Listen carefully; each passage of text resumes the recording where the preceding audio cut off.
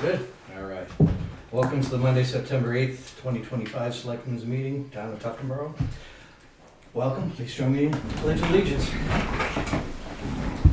Allegiance to the flag of the United States of America and to the republic for which it stands, one nation, under God, indivisible, with liberty and justice for all.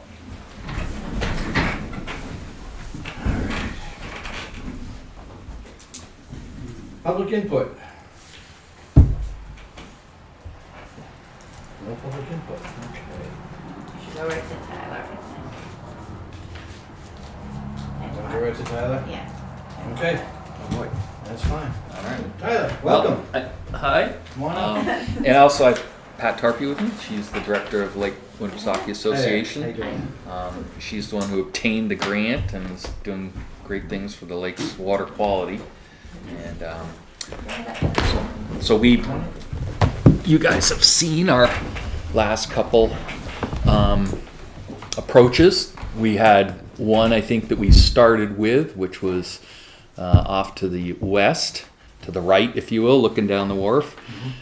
We came up with another option. We looked,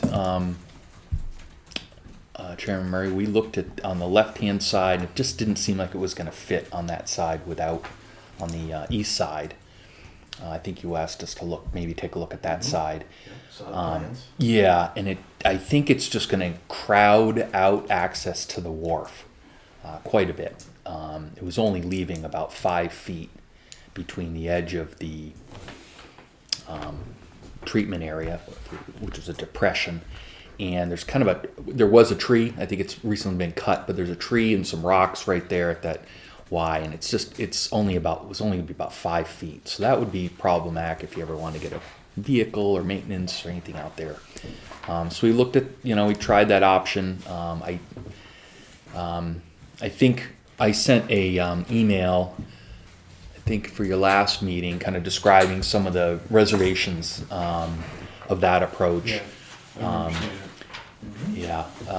And so if we can't go right, can't go left, we're going under. The idea here, third option, is to put stuff underground, which there's pluses and minuses to that approach. I can describe at least what the approach is and then maybe go through some questions you may have.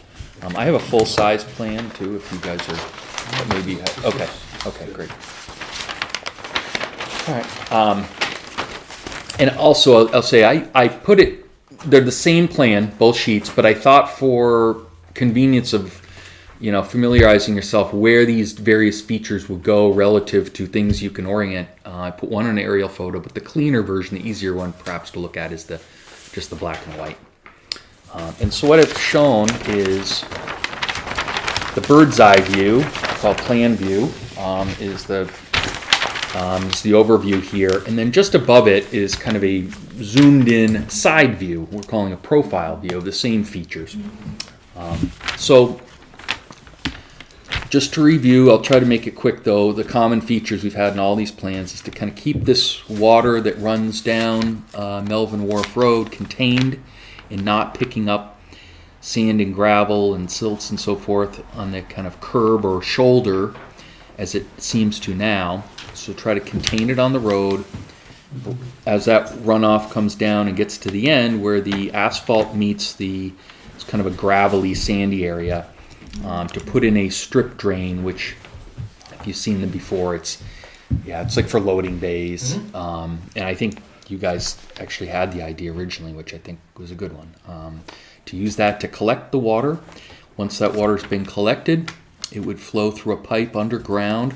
In the vicinity where the porta potty is, I will say during construction we may have to, would have to move that porta potty a little bit. Trying to work around it might be a little difficult. So I looked at it. It doesn't look like it'd be a huge undertaking, but I don't know if that's contract. We can get to that point, we do, but we'd like to coordinate with whoever that is just to make sure we can lift it, move it out of the way. And I think it's a good spot for it ultimately. That's us in Parks and Rec. Okay, good, all right. It's better there than putting it near the lake. If it gets tipped over, you don't want that. So I think it's a great spot. No blue water? I think I explained before, but I just for your knowledge, we put some time into kind of inventorying the town's drainage system as it is currently. And there was a pipe kind of coming from the vicinity of the Porta-John. It was not connected. We saw it, we probed it, and it stopped short of the, and that's the pipe you see just below the Porta-John here. The D stands for drain line. You see the D with lines. That drain line goes away. That would go, yes, that would go away or be abandoned in place. And the one that's going diagonally across the road. Yeah, the one that comes down the road, we're not even touching that. That handles all the water from, That's gonna hit this French drain that you've got going on. well, I want to make sure I'm talking about the same one, Chip. It's gonna hit here. This one and then here there. is going to stay, it goes, in, it's not going to be touched. It's a large drainage area. This comes all the way up to 109, handles some of the high. We don't have the space or the ability to really cut in and intercept that water. So what we're handling is really the water that doesn't get into that pipe, because the last inputs into that pipe are here. So we're handling all this Everything water. on the road. Yes. So getting that water, that's just gonna go into the lake. That continues, this pipe here would continue to do what it does today, which is go into the lake. And that's all the way up from 109. It's what we'd be doing is capturing all the surface runoff that currently comes down, flows across the beach, scours out the beach, causes erosion. And what we would do is capture it in this drain. It's tilted so it runs over to this side, goes underneath the Porta-John into this underground, this tank that would be buried. It's like a septic tank in essence. Right. Someone tank. Yeah, and then out of that would be a pipe that goes out to the lake, but somewhere along that line, we would, in essence, cut into that pipe. Conceptually, you put the pipe in, you cut out a section, and then you put in it's almost a half round, it's like a domed pipe in stone, and some kind of filter media underneath it. So it's almost like a French drain. So the first portion of water that leaves the tank gets a chance to soak in the ground, and it actually does a different process for treating water. So it lets the ground take what it can Right. and dumps the rest. Exactly. Yep. That's the idea is, and so depending on the size or intensity of the storm, all this water comes down, gets into this, as I said, in this trench drain, strip drain. It comes into the tank, and if you look above, I've drawn a profile. That's kind of a side view.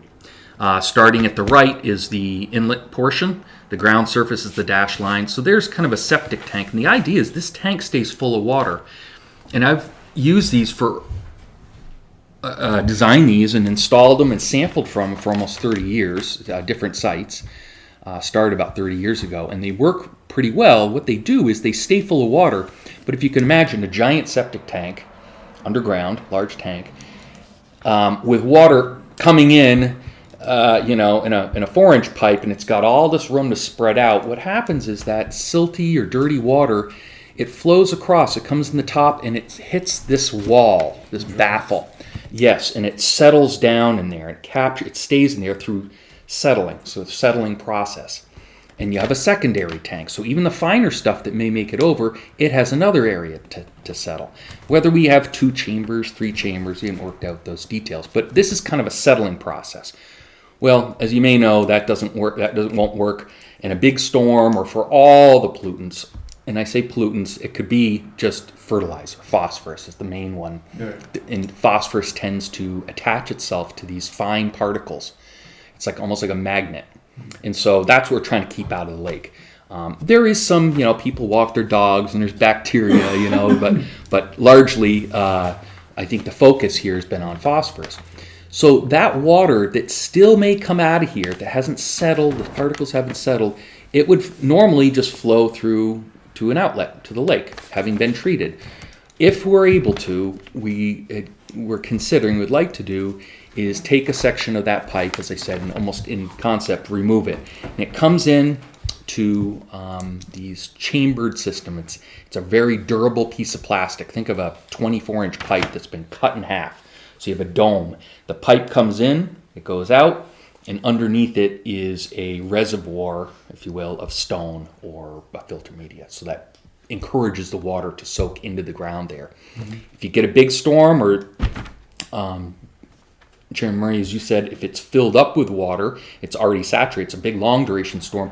Well, then the water just continues to flow out as if it did a pipe. So the idea here is you don't want things to freeze, you don't want things to clog. You want unimpeded access, but that initial water, which tends to be, frankly, the dirtiest, that Right. first Yep. flush, as they call it, the pavement kind of gets washed off of the finer sediments, that would tend to be that water that goes in there to be. So that tank, obviously there's settling in the tank.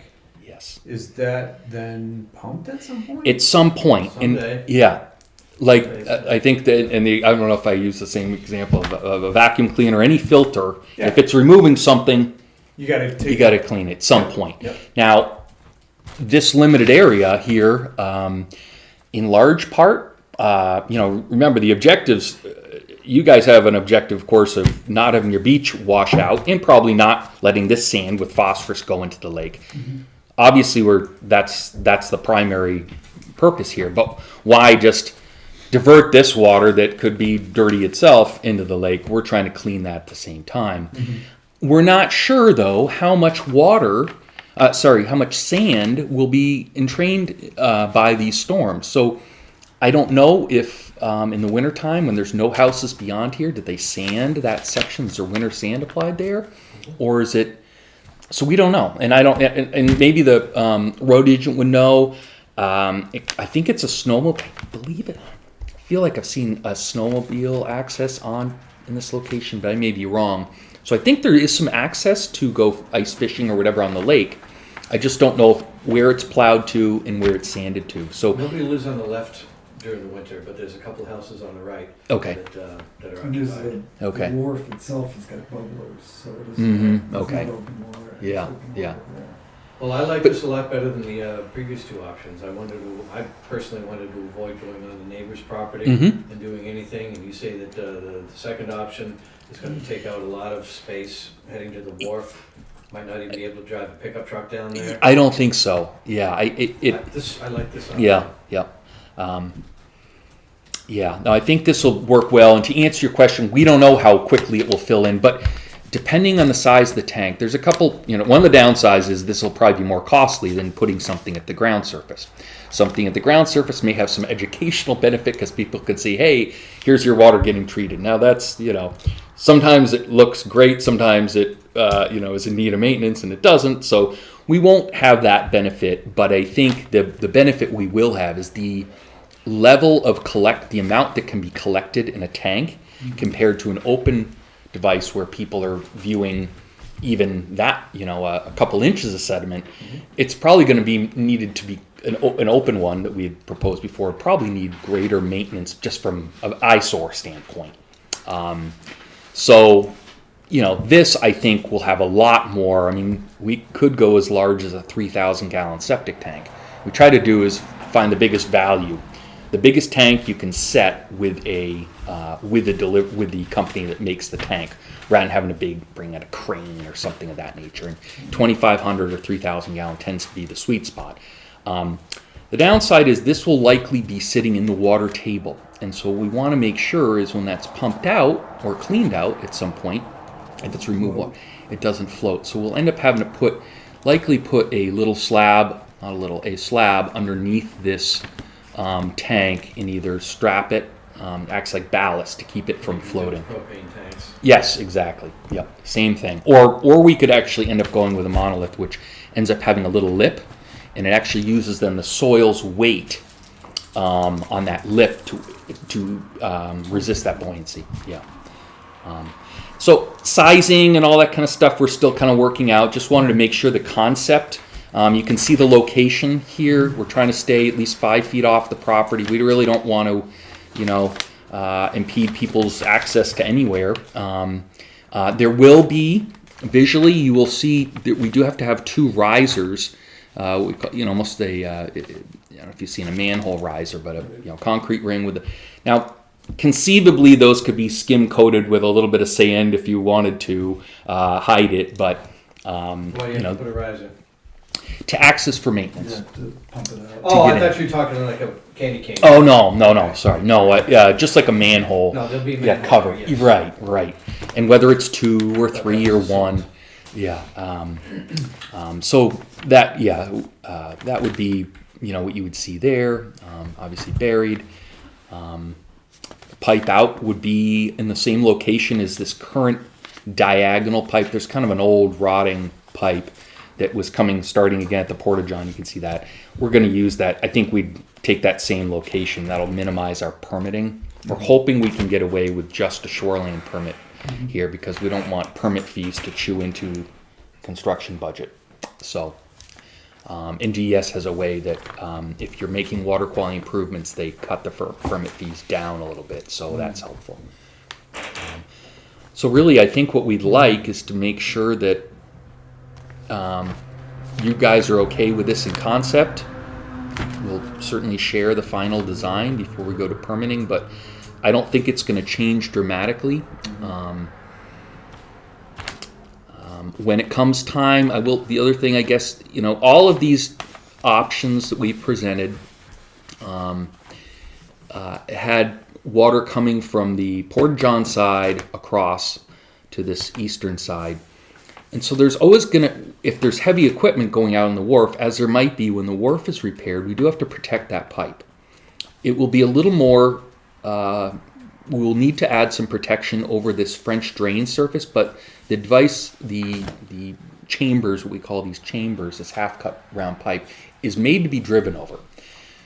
It's made to be driven over with heavier equipment, but still, I think at the time of construction, we would ask that if you guys are repairing this wharf, that they just put metal plates over it. Not a big deal. They're used to it. During construction. How wide During are construction. we talking? 10, 12 feet? That's 14 feet. 14 feet? Yep. And we could upscale or downscale. They make concrete, They do. Yep. don't they? They do. So And it's not a tube. no, it's large. all. Yeah, all it is trying to provide open space. It's almost this little pipe. It's almost a little pipe inside a larger pipe that they just cut the bottom off. We could do the chambers, but I think that may get. They're both rated the same. I think even with chambers, we would say, hey, we'd want you to protect this with just put a metal plate as they do over roads during construction. Right. Yeah, not permanently, just over. Yeah. I like the concept. Yeah, the only thing that, I don't know whether the state's gonna want to have something done with this old run that comes from up on 109. But we're not touching it. It's existing. We're not. It's relatively new. It's plastic pipe. So I'm trying to think. The gentleman who lived here said I remember that pipe, but I'm not so sure. He was talking about work on this side. So, Yeah. you got to take some of the stuff with a But grain of salt. I just, whether or not you end up putting a 5-foot Mhm. settling tank there. Mhm. something, For this one. Just to slow it down a little bit. Yeah. I mean, what we don't want, I guess, working back from how we started here, which is the beach washing out, we don't want to bring personally, I don't want to. Well, we had a problem, we fixed it, but now we're bringing this water somehow up where it can get there.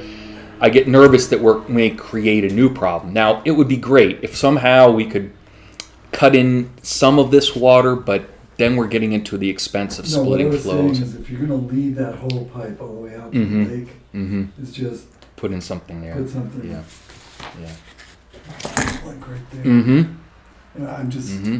I think if you touch it, you own it, and we own it anyway. I know, but I mean, None of us are that's a down. loose term. I mean, if you touch it, you own it, you're gonna have to potentially upgrade it, Yeah. correct any deficiencies. Well, but if you it's have to existing and you think leave it about it alone. logically, Bob. I mean, we're creating a drainage project. Mhm. So let's keep our eyes open to the fact that we might have to expand the project, encompass the whole thing.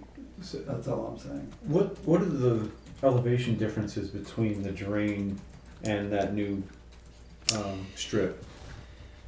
So do you this- understand what I'm asking? I do. Are we going to be impacting that? So I will tell you that we didn't want to dig into the town's asphalt to try to find this pipe. it heads at a direction. You see this bend. Typically at a bend, you have a manhole. And what we did was we put a metal rod up from the outlet side, measured that. It appears to make a turn there, but we could be off by a couple feet. And so if it's that location or here, we don't know, but certainly it's something we're going to want to protect when we're in there, because it could be in conflict with that, to your point. Our hope, these trench drains are not very deep. They're, usually 14 up to 18 inches, but 14 inches is typical. The only thing with a deeper drain is it would allow us to have a larger pipe out, which is good. With a small one, you need some concrete to hold that pipe in place. You can't just have it, right to the edges. So we'll have to consider that. I think we'll end up with something shallow enough it doesn't actually affect Yeah. it. That's, So it would be over the top of the existing pipe, is what you're I saying? believe, yes, yep, I'm pretty certain of that, yeah. That's exactly. If we get there and we've got to, I'll look, we have elevations, because we did expose, not this one. I think once we knew, that we weren't messing with this, we didn't do a whole bunch of survey in that piece. But that's a good point. We need to evaluate that, so we don't mess it up. Yeah, I'm just curious. Yeah, and it could be also that we just start the strip drain. It's just the curbing would then have to bump out, and we could start that strip drain and just carry the Cape Cod curbing, but then it's curtailing access, and so it's something that put a note on that one.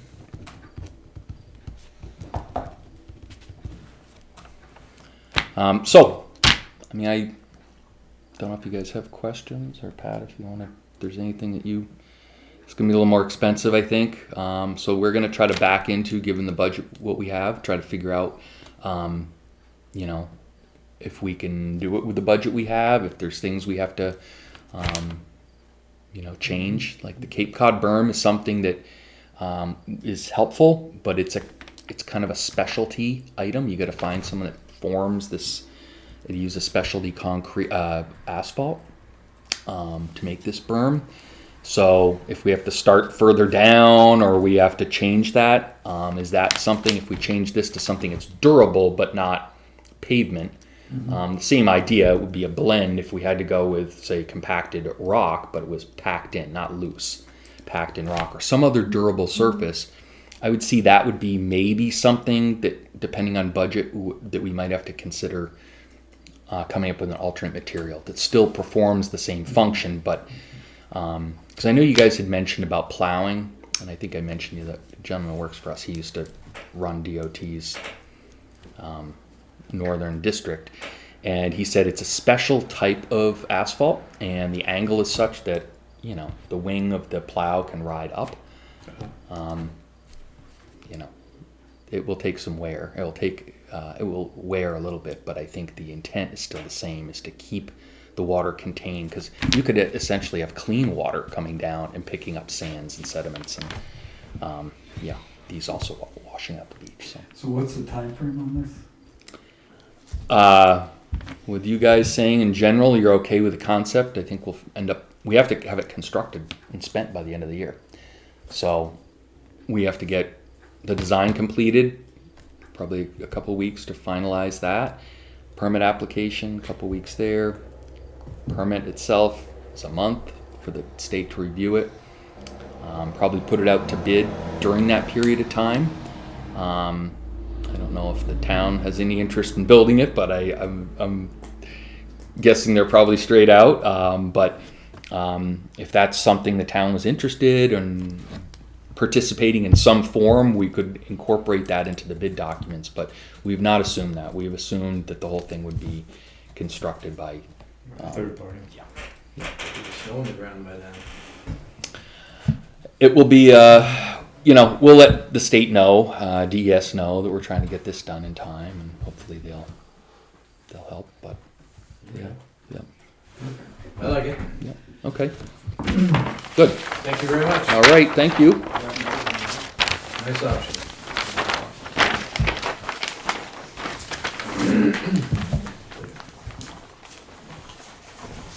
All right. Next. So, town clerk. Thank you. I didn't want to jump up. Hi. Hello, everybody. Hello. Good. I think you have my budget in there, hopefully.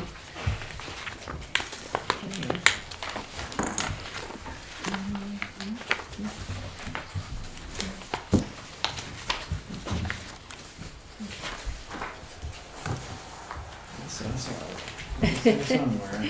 Somewhere in there. Do election registration too? That's her. That's Election town and registration is town clerk. That is clerk. town clerk. Yep. 4140. Oh, okay, I'm looking at a horizontal. I know, I printed it this way so I can make notes. Alright. Yes, so this is the budget for next year. Just go through the things. Postage, we have increased it. Let me just preface it by saying that next year we have 3 elections. This year we had 1. Elections drive our costs. So postage, based on our increase, the rate increase this year and an anticipated rate increase again next year, and then having to deal with absentee ballots, I've increased that. The town clerk, I did budget the step and cost of living in there. Supervisors' expenses went up again because of the number of elections we have. They have required meetings before each election. They are also starting next year required to review the checklist every year. It used to be every 10 years they had to do a verification of the checklist. It was voted in that now they're doing it every year. So that takes time as well. So they will be utilized. Ballot clerks also up from this year because of the 3 elections instead of 1. Deputy town clerk, I'm sure you're aware, we are down a deputy clerk right now. We are accepting applications at the moment and working on replacing that. So I basically have budgeted that at a step 2 on the scale of her pay grade or their pay grade, but obviously depends on their experience and such. Printing and advertising is also up a little bit because of the required postings that we need to do for the elections and supervisor meetings. Town clerk's expenses is pretty much based on what we currently are spending. I always have a little bit of money in there just in case we have to replace a printer or a computer. So hopefully we would not need that much. In 24 we did not spend as much, but it all depends on that. And then dinner expense is also 3 elections. the 3 elections. So that is what I have for you. So if you have any questions about that or 6.8%.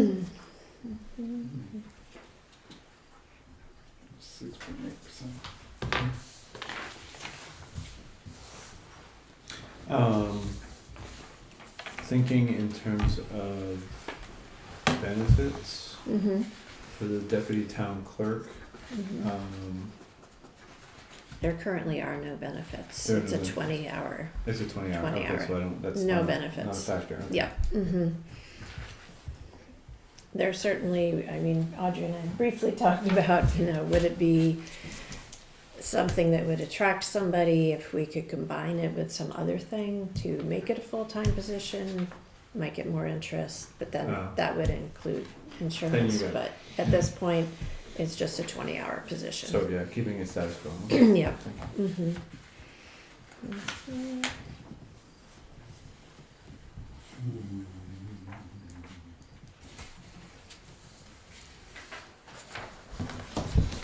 I don't have any questions. No, good. Good? Yeah, fine. Alright. All right, thank you. I do have a quick, We have to make a motion. oh, thank you. Who's gonna approve it? Yeah, I didn't know if she had something to add. Not for the budget, no. Alright, I take a motion. I'll move the 2026 town clerk's budget 4140 for $111,246. I'll second. Any further discussion? All those in favor? Thank you.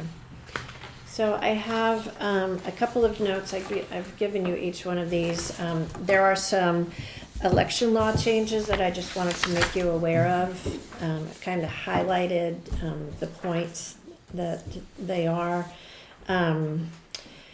House Bill 67 is in regards to having the official ballot system, which is a printed, computerized standard ballot that we used this past year. Instead of, we used to have one that I made here. It was for the check box, which they still hand, write their vote, but it is now a computerized ballot. I highlighted it here. It just says that the local governments are responsible for the costs associated with programming the systems. We did have to do that this year. The fee for us was $600. And the And- system Yeah. is just your computer, is that? It's a computer, and you know how there's the accessible voting machine? So it has to be programmed so that if somebody were to use that with the printer, that the ballot could be fed into that.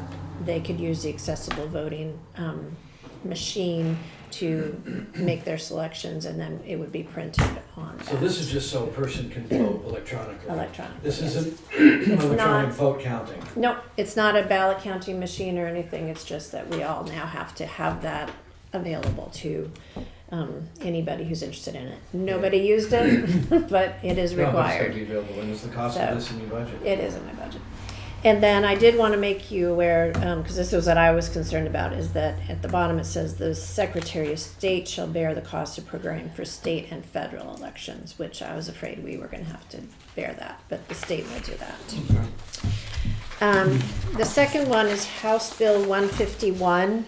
So this bill amends the current law regarding the terms of supervisors. Currently, they are a 6-year term, which I do believe is somewhat daunting for people who might consider running. 6 years is a long time. It is a long time. So it will not affect any current terms. So for example, Mary Ann Markison her term is up in 2028. Bill Rollins is up in 2030. Dan Barnard is finishing out this current term this coming March. He had actually completed the term for Chris Rule, so he had a short term. But we can change the term cycle from 6 years to 3 years. This bill allows local legislative bodies to adopt a new term length of 3 years. And I am recommending that. The legislative body has to. You have do to that? approve Well, there are two changing that. different things. The legislative body is the voters. Okay. So do we have to put this through as a warrant I article? believe that the selectmen can. I will look at it closer, but I do believe that that you can do that. If not, then I would put it on For warrant. the warrant for next year. But I will look closer at that to determine. If you can do it, then I'll leave it for you for the next meeting. Perfect, we'll do it very. And then the last thing is what I had mentioned previously, is that the checklist used to have to be verified every 10 years, which is basically going through, looking at who's registered, who's voted, if they haven't voted, taking them off. We do a pretty thorough job of removing people as, home sales go on, And, all that. Go ahead. okay, this language troubles me a little bit. Mm-hmm. The supervisors of the checklist must notify individuals who may be removed from the voter rolls due to failure to re-register. I've never re-registered in my life. Right. This is basically now what has to be done is previously people would just be taken off and there was not any notification. If they hadn't voted in so many years, they would be taken off. And then they'd show up for a presidential election and they would have been removed and they didn't know it. So now we have to tell them you are being removed and this is how you can re-register. And this is only for people that haven't voted in a while? number of It years? it depends on how they're doing it.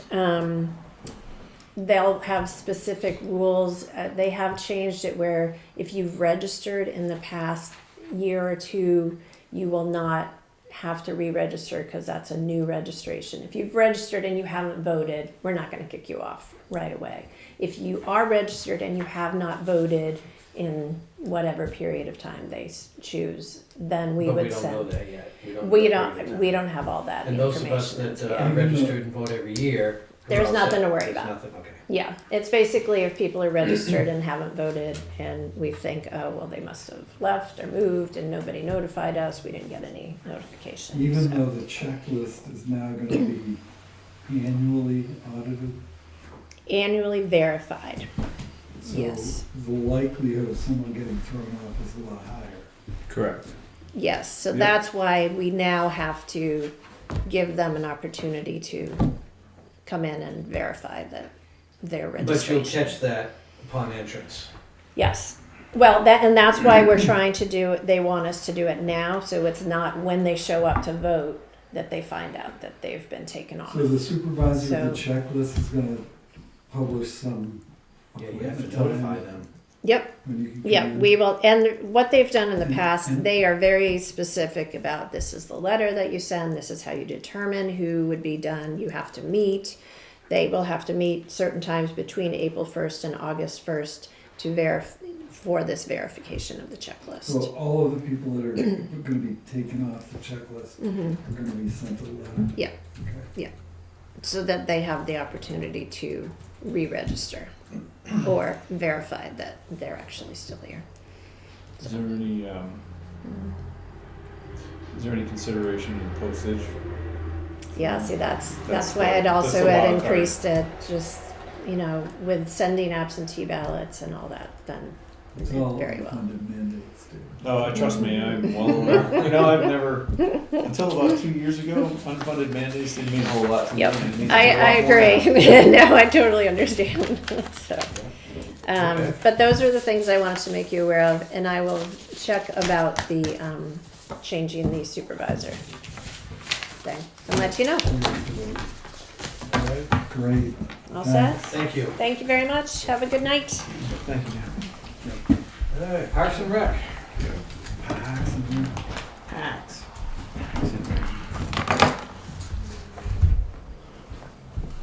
I'm guessing that was Melvin Walker. You guys are the best. The best.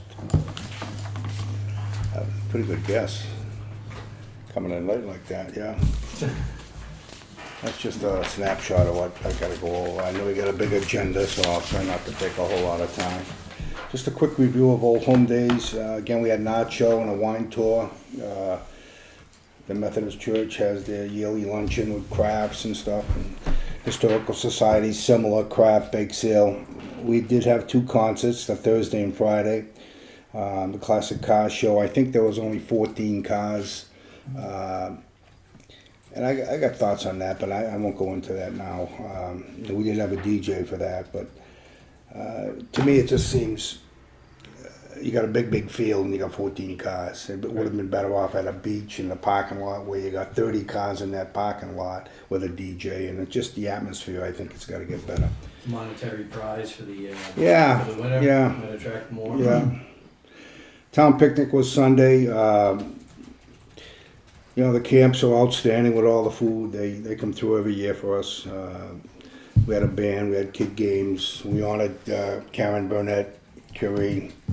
But, a funny thing, when we bought this tent from the Historical Society for $100, beautiful tent, you guys seen it.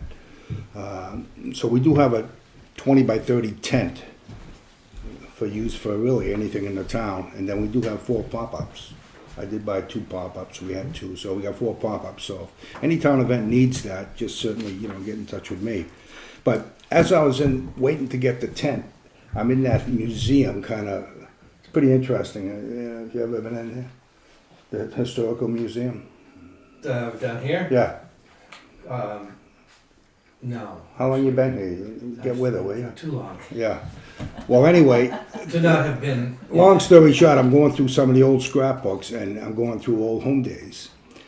And the thing we got to develop and really work on is getting more community involvement. We talked about this, but they had floats and parades and it was awesome. And we really should try and get back to that point where the police and the firemen, the hikers, just get everybody involved. But it kind of opened my eyes when I'm going through that scrapbook. I'm saying, boy, you're doing a lousy job on this, But you also have to remember that society is a little different than It it is. was Oh, I at know. that point. People. Well, So- yeah, I know. People are busy. They got cell phones. They got kids and every activity going. So, but that's something I think we really should work on, just to get more community input on that.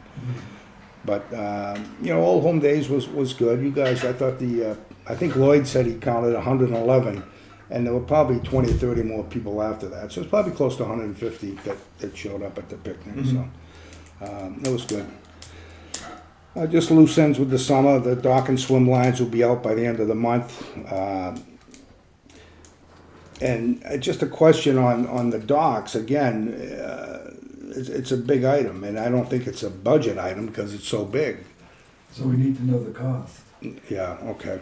I mean, big item doesn't work well, and No, we need to know a dollar amount. so, okay. And I'm just wondering, the stuff we have, if we can piece stuff, you know what I'm saying? Rather than go in and buy all new docks. I mean, we got 6 good platforms.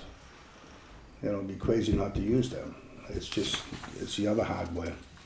But I'll try and get some pricing on that. And, if we put it on a warrant article, CIP's gonna wanna be involved. It depends on the dollar value. Yeah. We need a quote. So get us 2 numbers. One, repairing what you have, which I think is a bad idea, and the other is all new docks. Yeah, okay. How old are those docks? They'll be at least 20 or so, 20 years old. I think they've probably outlived their useful life. Yeah. Yeah, you could scab them together and take a bunch of pieces and make one. It's good more one. the hardware that going down and, the actual platforms itself aren't bad, But now I'll look into it. We did look into the wetlands permit for the sand. Jack and Audrey were helpful on that. We do have a application. Originally, there were 39 yards of sand, I guess. But we're gonna work on that application. I need help with Audrey and Jack to do that, I think, so, that would be our goal, and that, like you say, if there's money left over, we should try and do that. Melvin Walker answered my question. Summer review, just quickly, the programs ran, the canoe, the sailing, the lake host, the yoga, the beach cleaners, both did a great job, and the beach monitor. Just for the fall, we do have, actually, I just got another, we got 24 signed up. Dave's one of them for the yard sale. We normally get 30 to 40 families, so I think we'll probably be the same. We got 2 Halloween programs planned, the trunk or treat and the Halloween dance party, which 2 Halloweens we this held year. 2 years ago was awesome. 2 events. Every 25 years, there's 2 Halloweens. So 2 events. Well, the Halloween trick or treat is here, and then the kids go across the street and trick or treat in that development, so we kind of combine that. And the Saturday before is the dance party up at the townhouse. The only other thing, I'm still working on it. The gym programs for Tuesday and Thursday at Central School. So that's it. Oh, excuse me. Yeah, you better take a nap, Dave. You're tired. Working too hard. Any questions? No, nice job this summer. Yeah, thanks. Thanks for coming. Thanks for coming. Thank you. All right, thanks. Thanks, Dennis. Yep, take care.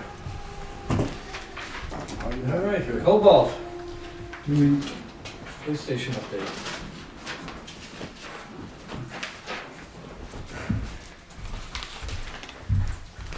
It's okay, Jen. It's okay, Jen.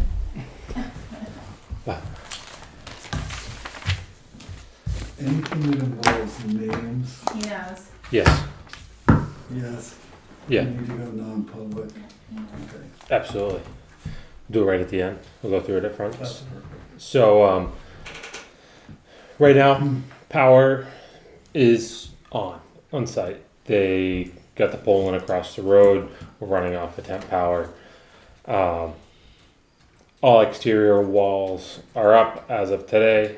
Trusses are supposed to arrive between the 23rd and the 25th, and we'll be sitting on framing for the next 2 weeks. Interior and exterior walls, sheathing, working on getting it weather tight. Yeah, he told me the other day that he thought he'd get the inside of that double wall done first of this week. Yeah, he's got 2 of them done I today, did. so he stands a chance of meeting that schedule.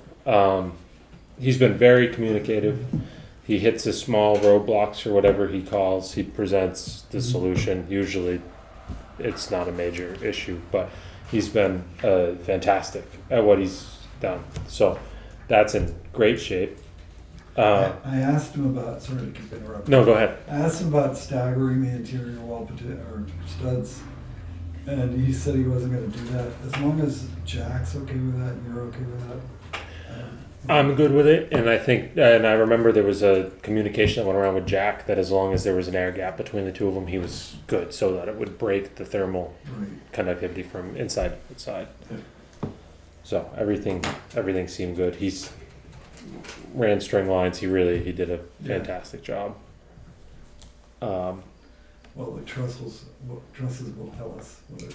Oh, absolutely. We'll figure out who's going to be wrong then. But it's with a smaller crew size that he has, he's done great on keeping that going. We have awards of drywall, which will also include the plywood ceilings up through primer stage. Suspended ceilings are ready for award, and the well drilling is good. Pump remains to be an open item. Items that we're close on awarding are going to be casework, painting, the entry door storefront, and insulation. Insulation, I'm just waiting for Jack to come back to review with him on make sure he's good with all the details. What's a little bit longer is division tents, so specialties, grab bars, lockers, benches, that sort of thing. That stuff's taking a little bit longer to put together. Carpet and flooring so that we can make selections. We have the square footages out there. We have a rough idea. That's how we got into the budget with it. Now it's just making sure that what we select fits that budget so we can kind of adjust if we need to change out manufacturers or whatnot. Indoors. So first swing at doors with the new layout following the architectural directives.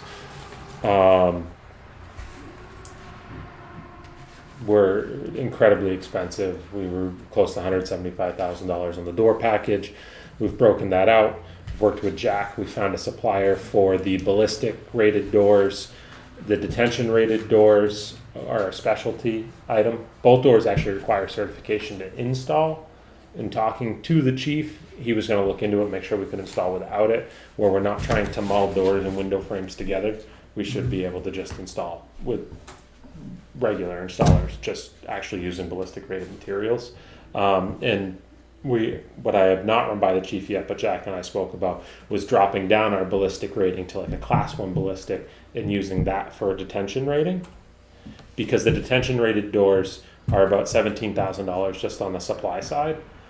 And they're just reinforced steel doors and glass. The theory that Jack and I had behind it was that even a ballistic rated class 1, which will stop 6 rounds of a .22 caliber, which should suffice for anybody that's going to be detained in Tuftonboro, and that they likely should find themselves closer to the county if they were going to be that aggressive than within our detentions. So, Are you talking about just the detention area? They shouldn't have a weapon in there anyway. Yeah, but we wanted some sort of rating other than just a hollow steel door. Right. So dropping to a class 1, which is a .22 round, versus a class 3 that is the surround of the vestibule, that kind of gave us a higher impact rating. Because a hollow metal door has no channels run in the middle. The class 1s at least have 2 12-gauge bars that run vertically, so you can't fold the door. Most people don't carry 22s. I didn't think so. and they certainly couldn't punch harder than a 22 could hit. So I would assume we could detain them. I said most. If I may? Yeah. 22 covers the 223 that the M16 fires, 22 250, 220 Swift, they go 218B. There are a lot of rounds that are 22 caliber. Are we speaking of 22 long rifle? What are we speaking of here? The rating system does not describe what. It just says 6 rounds with a 22, and there's also a couple other rounds that they talk with. But the ballistic rating system goes off a 6-shot at a variety of calibers. So they don't go into detail. Okay, thank you. But we would not be using them for its ballistic rating. We'd be Right. using it for its ability to Withstand. detain a person inside a room. Right. The class 3 is a 44 Magnum, Yeah. 6 shots. And then supposedly it fails, but if anybody can group that well, good for them. Okay. So yeah, so that's where we're at with that, and I just need the chief to sign off from it, just because there's some verbiage in there that we wouldn't be meeting a detention door per the definition of a detention door, and we wouldn't have installers that are rated. We can fly in installers. We found them. They're just not super budget friendly. So it's trying to gauge what that is, and in the way we're buying the ballistic doors that we legitimately use to stop on the class 3, they're a wraparound frame. So the frame is rated, the door is rated, and the glass is rated, and the frame's going to wrap around the wood framing members. So that system, even without the wood member, is rated based on the submittal package they put together. So it shouldn't matter how it's installed, because it's coming to us pre-assembled. It's a welded frame, and the door's hung in the hinge pockets that are already done. So it shouldn't require somebody specialized in a ballistic application for install, because we're not trying to weld onto it. We're not trying to freestand it and then build to it. It's rated within its own assembly. Okay. So the chief's the last one on that, and then we should have doors together, which would be a lot friendlier price than 160. Okay. So far, it's trending that way. And what did the insulation come in? Insulation. So we carried right now 70,000. We are about half of that with the most recent pricing that's come back, slightly less. It's encouraging. Yeah, very encouraging. It was wonderful. So Jack just needs to review and make sure, because it's a slightly different cellulose spec than what we had started to build off of. It still meets the R value, its compaction rating is slightly different. And it carries, it doesn't carry bats around the mechanical room in the attic. It does blown in with nets exposed on the outside. Still well suitable. Is it blown in with glue? Theirs does not, because what they're speccing is not a product that would allow for glue, but it's supposed to be a non-sag product. Supposed to be. Supposed to be. It's the Under submittal. laboratory conditions. Yeah, the submittal sheet only goes through labs. Yeah, I'm skeptical, but we can offer the adult to see if they'll change and go to one with glue. I just want to make sure that Jack's overall okay, and like we've met his intent, and then I can drive them into changing some details about it. But I still think, given that price, even if we were to change and go to glue, I still think we'd struggle to get towards 70, Right. which was one of the first bids that we had on it, which is great. This being a much bigger outfit that has much stronger buying power. Very good. So Anything else for public? I met with the chief and we marked all the IT drops and sent that to Lakes Region Computer last week. Good. Haven't heard back. No, we just did that Friday because chief was out. Did we decided on the siding color? matching the rear of the library. Okay. And the window colors and all that, so all that's done. right? Done, ordered, signed off, contracted, ready to go. The chief also has the updated furniture layout from one of the furniture bidders. I also got a second one, so we'll have that as well. Okay. All right. Did you want to go into a non-public? That'd be wonderful if we could. All right. Guy, if you could give us a few minutes. You got it. Thank you. Under what? See, Reputation. I'm gonna make a motion that we go into non-public under RSA 91A:3 2C, which is matters which if discussed in public would likely affect adversely the reputation of any person other than a member of this board, unless such person requests an open meeting. This exemption shall extend to include any application for assistance or tax abatement or waiver of a fee, fine, or other levy if based on inability to pay or poverty of the applicant. Murray, yes? Often I ask. I'll be yes. Okay, I'm gonna make a motion that we come out of non-public. I'll second. All those in favor? Aye. can you please make a motion about sealing minutes and for how long? And I will make a motion to seal the minutes of this non-public meeting for 1 year. Yep, and then you can review them, to see if they need to be resealed. Okay. All those in, is there a second? You can second it, but we're gonna talk about this.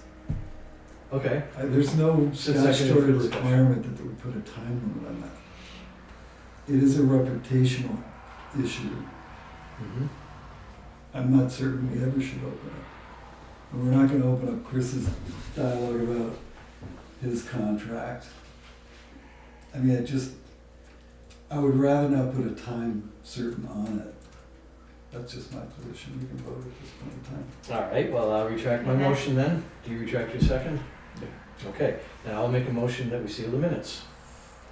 I'll second. Any further discussion? All those in favor? Aye.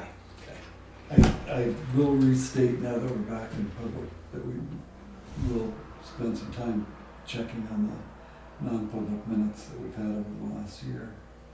Because it does tend to build up. Yes, it does. Okay, Thanks. all right, well, Thank thank you. you down there, thank you. Absolutely. Does the town have access to OneDrive? Are they allowed to open OneDrive files? Because that's where all of our photo documents and stuff I are. can ask Lakes Region, Okay, yeah. let them know so that, because I have that file folder and I realize that nobody else has it, Okay, but I just don't want to send a shared link into the town and have IT get all. and it's called OneDrive? Yeah, we use OneDrive for file sharing, but Okay. all of our documentation's under it. So we'll be back in 2 weeks. Is that what it is? Do you need it? Oh, with before that? Yes. But I'll be here for the next selectmen's meeting anyways. Which is in 2 weeks. then? Oh, Oh, yeah. sorry. I thought it was bi-weekly, but yes. Yeah, Which would be 2 weeks. 2 weeks from today. 2 weeks from today. Here's yours. She's got it. Did, Put it right back in. are we back online now? I'm going to heard you. What's that? Did you just ask for something? I was gonna ask Ashley if we're back in public. We are in public. We're in public now. Did, I talked to Chris Rule, I know he's on I think we're good. next. Cool. Okay, Thank you. Thanks, Chris. Take care, Chris, thank you. See ya. Chris Rule's not coming in? No, he did give me an update to read to you. Okay, he's under the weather, he's hoping he doesn't have COVID. A carpenter for the door repairs will be back from vacation this week and will hopefully start. They've taken in a little over 73,000 in C&D. Working on shipping out 6,000 pounds of crushed aluminum. Currently have 64,000 pounds of cardboard, 64K, could that be right? Wow. Waiting for market to get better. Starting to work on the 2026 budget, working on CIP reports. He's gonna check in with me tomorrow. And he's verifying the windows on the RFP for getting the windows replaced there. Hmm. So, that's it. When I saw him over the weekend, I brought up that check from whoever it was that brought the C&D in from the Browns Ridge Road project. Yeah, So, do you still have that check? I made a photocopy and put it in his box. Okay, because we don't want that person coming here again. Right. I mean, I'll make a motion that we eliminate C&D again if we have to, but when Chris was on vacation, the contractor brought in C&D, and when he paid the C&D bill, on the notation on the bottom left of the check, he said Browns Ridge Road project. And I know, having lived here a day or two, Browns Ridge Road doesn't come to Tuftonboro. No. Does not. Even I know that. You know, I mean, a stupid mistake on the part of the contractor from what I can see, but he's not from Tuftonboro. No, well, the address was Wolfboro Falls. Yeah, so the company's Wolfboro Falls, the job is Browns Ridge Road. Browns Road. LCD. Are we banning this person from coming to I would Tuftonboro? certainly ban him from coming to Tuftonboro, but we gotta do something about that Yeah. because the deed is done.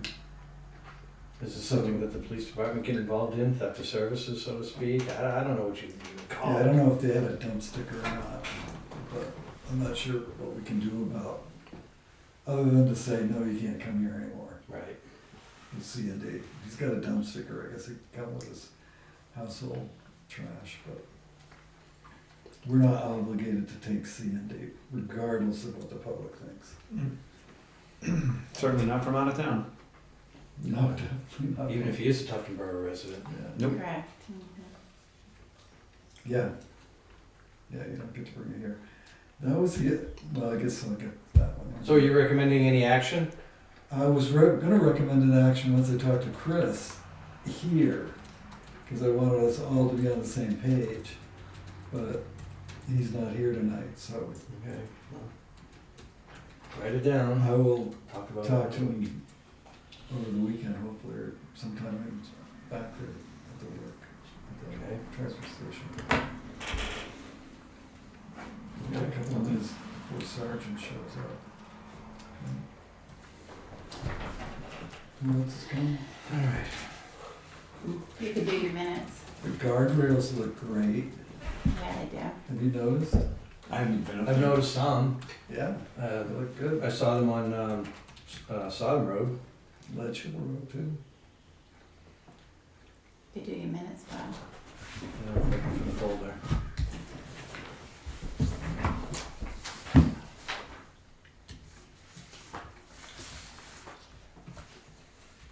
We have public minutes from Monday, August 25th.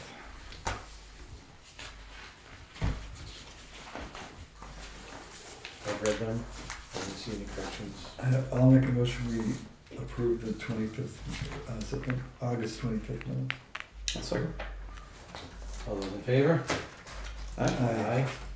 And we have non-public minutes from August 11th. Yeah, well, we have two non-publics, but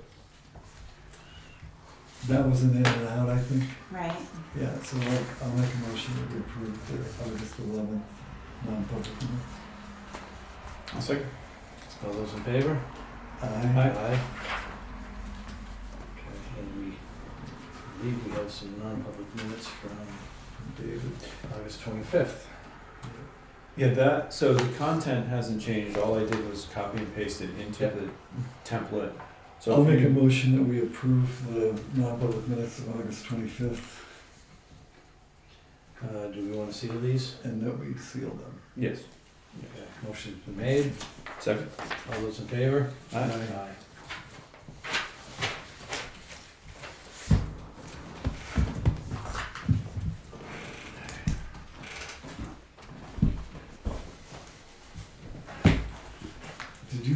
Was there the intention for us to do all of these budgets that you Yes, included? please. We'll knock off some correspondence here. We've got some correspondence from, That's just a reminder one. It was emailed out to you afterwards, and I believe planning has dealt with it, and Yes. you're part of planning, so you could update the board. yes, have you all had a chance to read this? Yeah, it does look Plan? familiar, yeah. Yeah.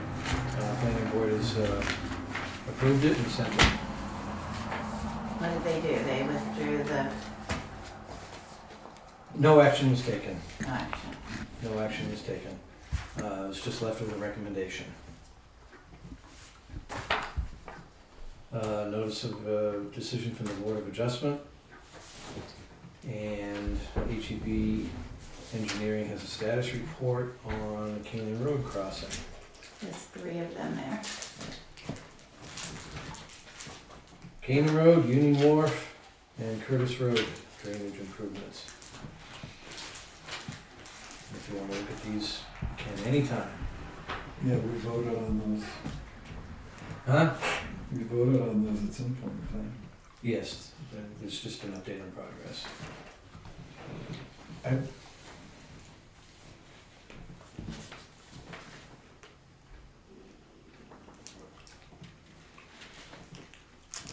Oh, so this is a subdivision on Paris Grave Road. Yes. How about the subdivision that's up by the motel? That was denied by the ZBA. Was it? Yeah. I couldn't figure out how they were gonna get the septic system to work. They applied for a special exception. I'm not sure of the details of the special exception, but they applied and they were denied. So I think that's at a standstill right now until we hear anything further. And it has nothing to do with something that I saw on social media about some work at the motel. I have no idea what that's about. That whole project, cause they were gonna go a second story on the motel? That nothing has come to the town. Okay. 'Cause I just saw the plan when I went to the bank in Melvin, on the bulletin board. So I didn't know if it had gone to the planning board. Nothing has come to the town. Okay. And that's all I'm gonna say on that. You can speculate all you want. I only speculate as far as the drawing gives me time to speculate. We've got a notice of intent to excavate. Oh, we have to sign this. This is a notice of intent to excavate on Sandy Knoll Road. Estimated 25,000 cubic yards. I'll make a motion that we sign the application to excavate. Second. Any further discussion? All those in favor? Aye.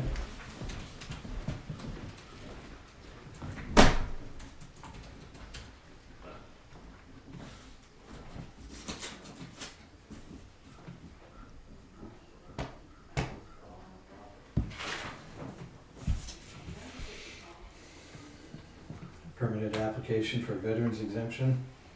I'll make a motion that we accept this application. I'll second. Any further discussion? All those in favor? Aye.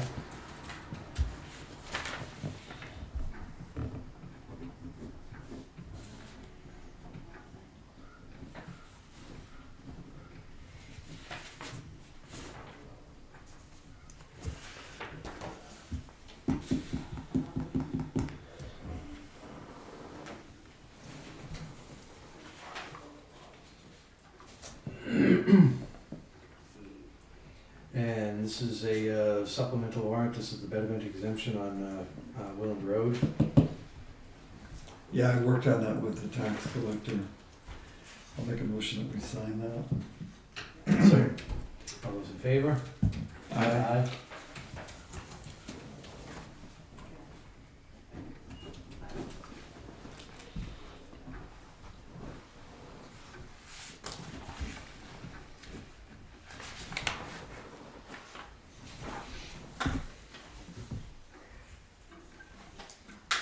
We had is that one of the people that's coming in tonight? Because we had somebody, they're gonna do some improvements on Sandy Knoll Road. Yes.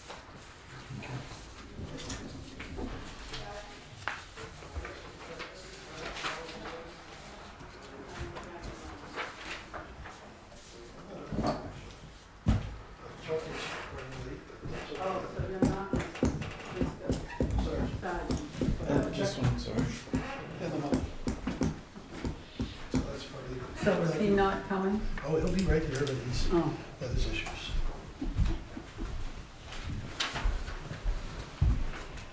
As a lender, I think I have some type of rights as well. This is a lender, not Mr. Sargent, so Mr. Sargent should be on his way. He had an Uber cancel out on him. And I got stuck up in Berlin today. Well, that's a long ways away. Thank you for being patient, gentlemen and ladies. So, are you, That's And what- presupposing our patience, I think, I isn't it? know. Huh? He's presupposing our patience. Yeah.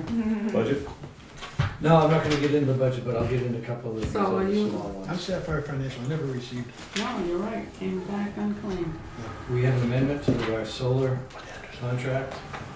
The only one I have. I got three. I'm sorry, yeah, that's with Chip, right, you did the solar amendment. Wanna bring us up to speed?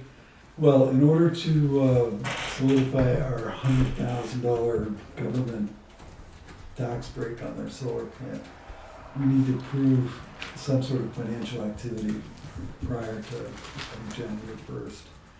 So what we've done there is we're buying all of the equipment to put the solar plant in, which we budgeted for. And then we're proving that we're Invested in the making project. financial investments in the project. Yeah, that's reasonable. Do you need a vote on this? Yeah, I signed it because they only needed one signature, but that's why we didn't send it in without asking.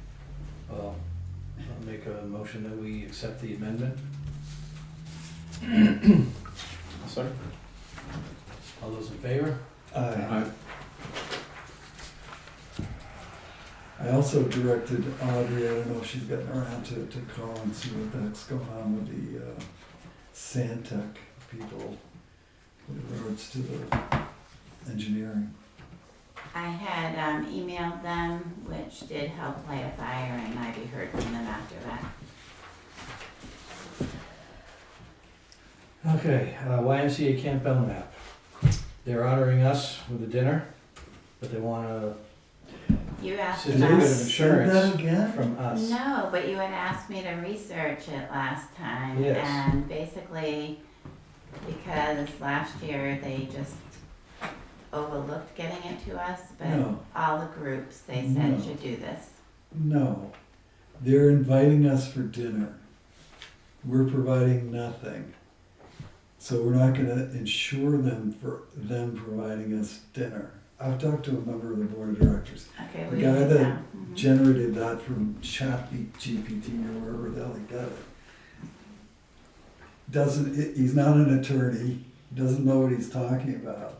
I mean, if we were renting the space, then we would provide insurance waivers. Liability. But we're not renting the space. Okay, But I'll leave it in your hands, Chair. No, Because I'm no, not going to the dinner anyway, because I've got, no, I'm going if they still have it, if we deny that signing this, but no, I'm totally in agreement. Yeah, They're it's they're inviting us. We're not renting the place, we're not providing anything. okay, They're inviting us to dinner. right, And I'm uncomfortable, all right. I'll just do with it. the principle of, Yep. make a motion to deny signing the, I'll second that. whatever this is, facility license agreement. Any further discussion? All those in favor? Aye. Okay, We do appreciate the invitation, but we think this is an unnecessary, completely unnecessary document.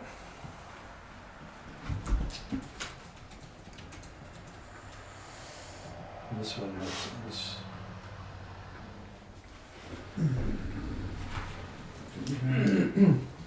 The Sodom Road. oh, you asked me to look at the multiple choices. Yeah. You asked me to see if we get paid prior.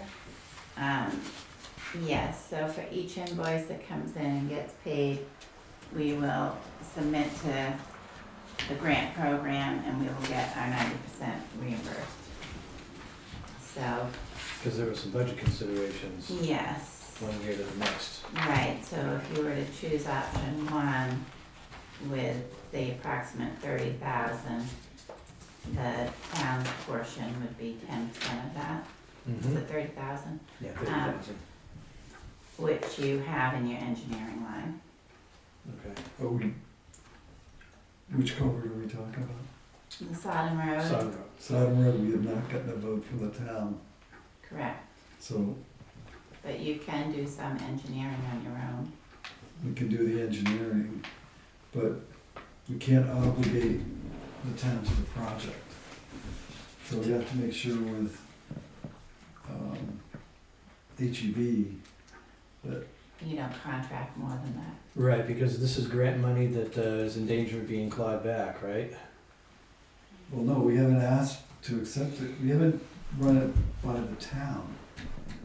You know, how we usually do, it's an $800,000 project, it's gonna cost us $80,000 and Option one, get started with the pre-design phase. The town could approve the initial portion of our services if the town can find enough funds in the budget. Then the remainder of the project would be approved in the spring after passage of the warrant article. Right. This option would show clear progress on the project. The initial portion of the project is expected to be around $30,000. Or we could hold a special town meeting, or just plain wait till town meeting. The problem with waiting until town meeting is that we have to have some sort of, something done by April 27th. Right, because there's a deadline on this money, right? Mm-hmm.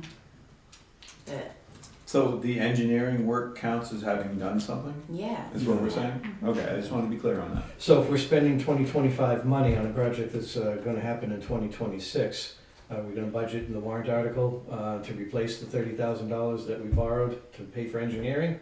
Or are we just gonna pay for it out of No, 2025 money? No, the agreement stands. So if it's an $800,000 project and we've gotta spend $80,000, that means 10% of what of the budget is what we owe. So what, if we spend $30,000 on engineering, we only owe them 27. Or no, we only owe them 3. 27 is gonna come back from the state grant. So, the most we're gonna be out of pocket is $3,000. I'll take a motion.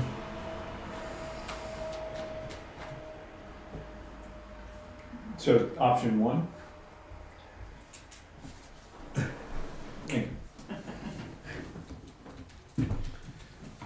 So I'll make a motion that we choose option one to get started with the pre-design phase. The initial portion of the project, of this particular part of the project is expected to be around $30,000. And the money will come from our engineering line. Engineering line. Right. I'll second that. Any further discussion? All those in favor? Aye.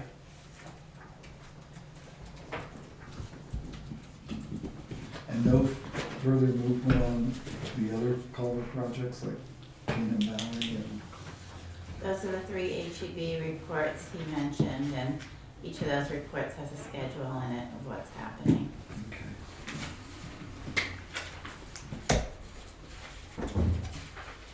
The pay scale is something that needs to be approved. It's in draft format right now. We had talked about it at the last meeting. I sent it out to the, But the change is simply COLA? The proposed change on this table is strictly COLA, no merit, strictly COLA of 3.2%. And is that commensurate with?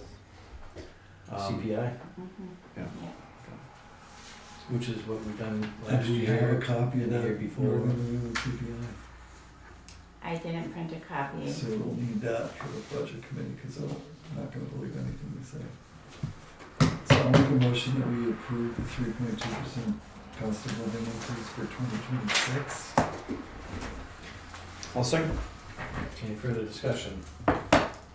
All those in favor? Aye. Aye. You're not getting paid. Oh, yeah, you do get paid, I'm sorry. No, I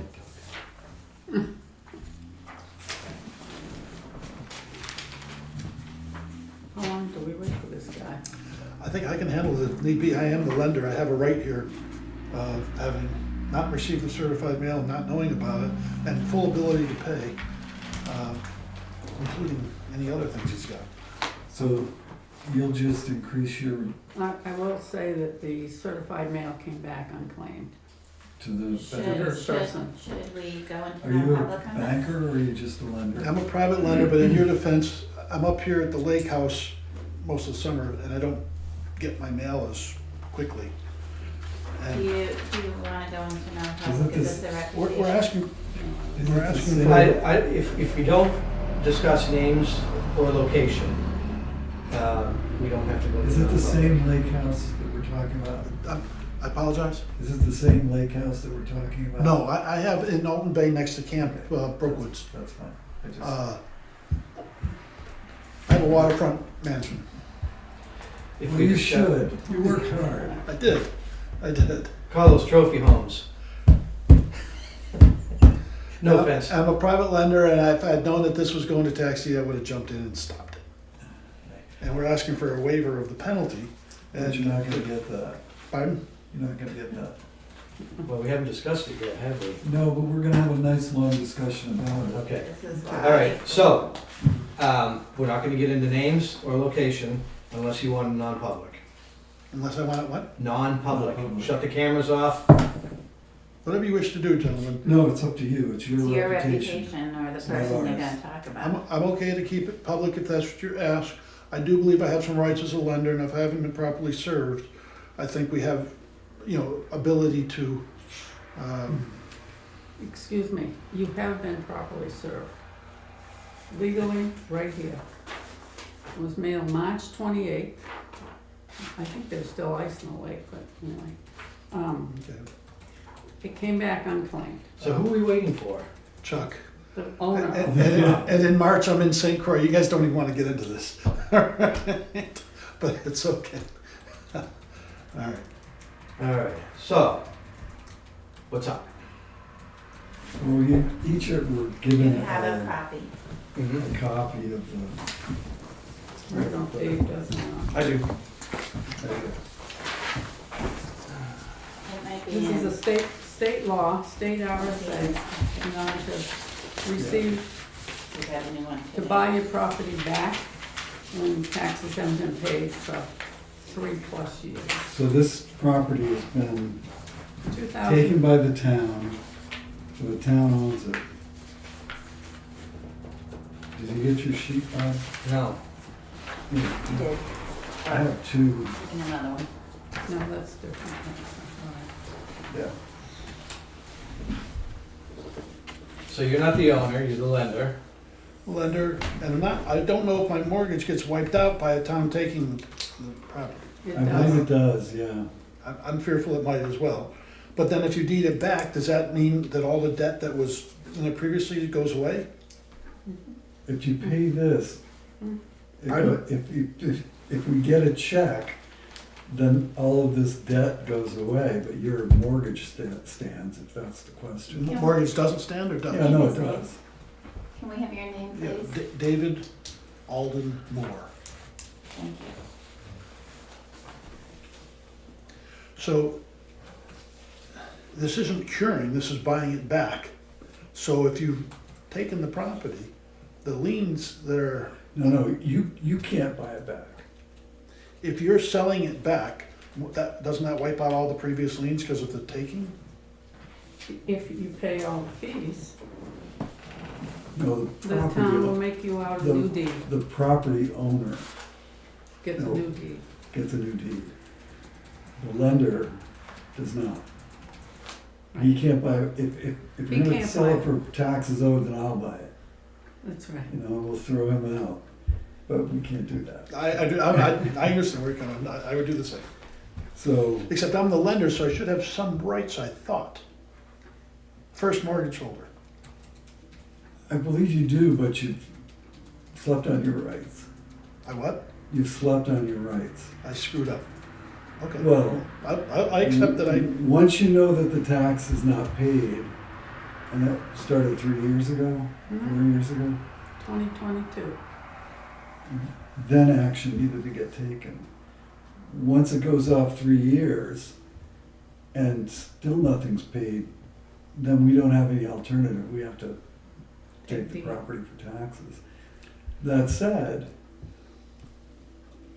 what we do going forward is to sell the property at auction, and I'm sure it's worth more than the $25,000 that we're looking for.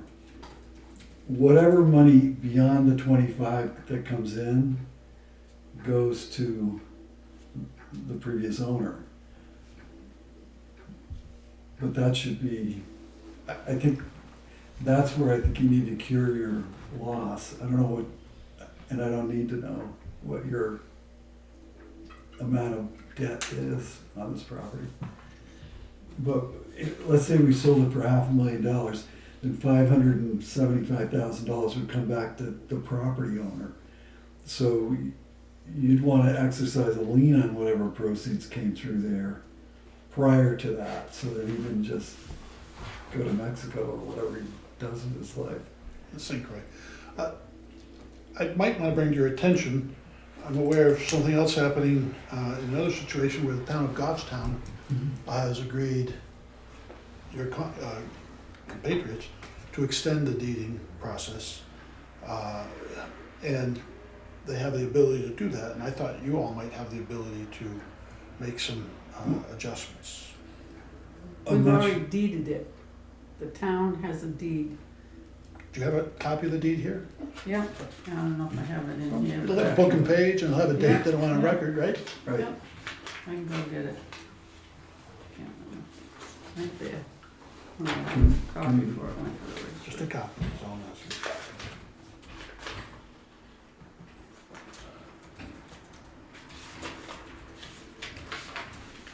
We can get copies of that. I'll make a copy.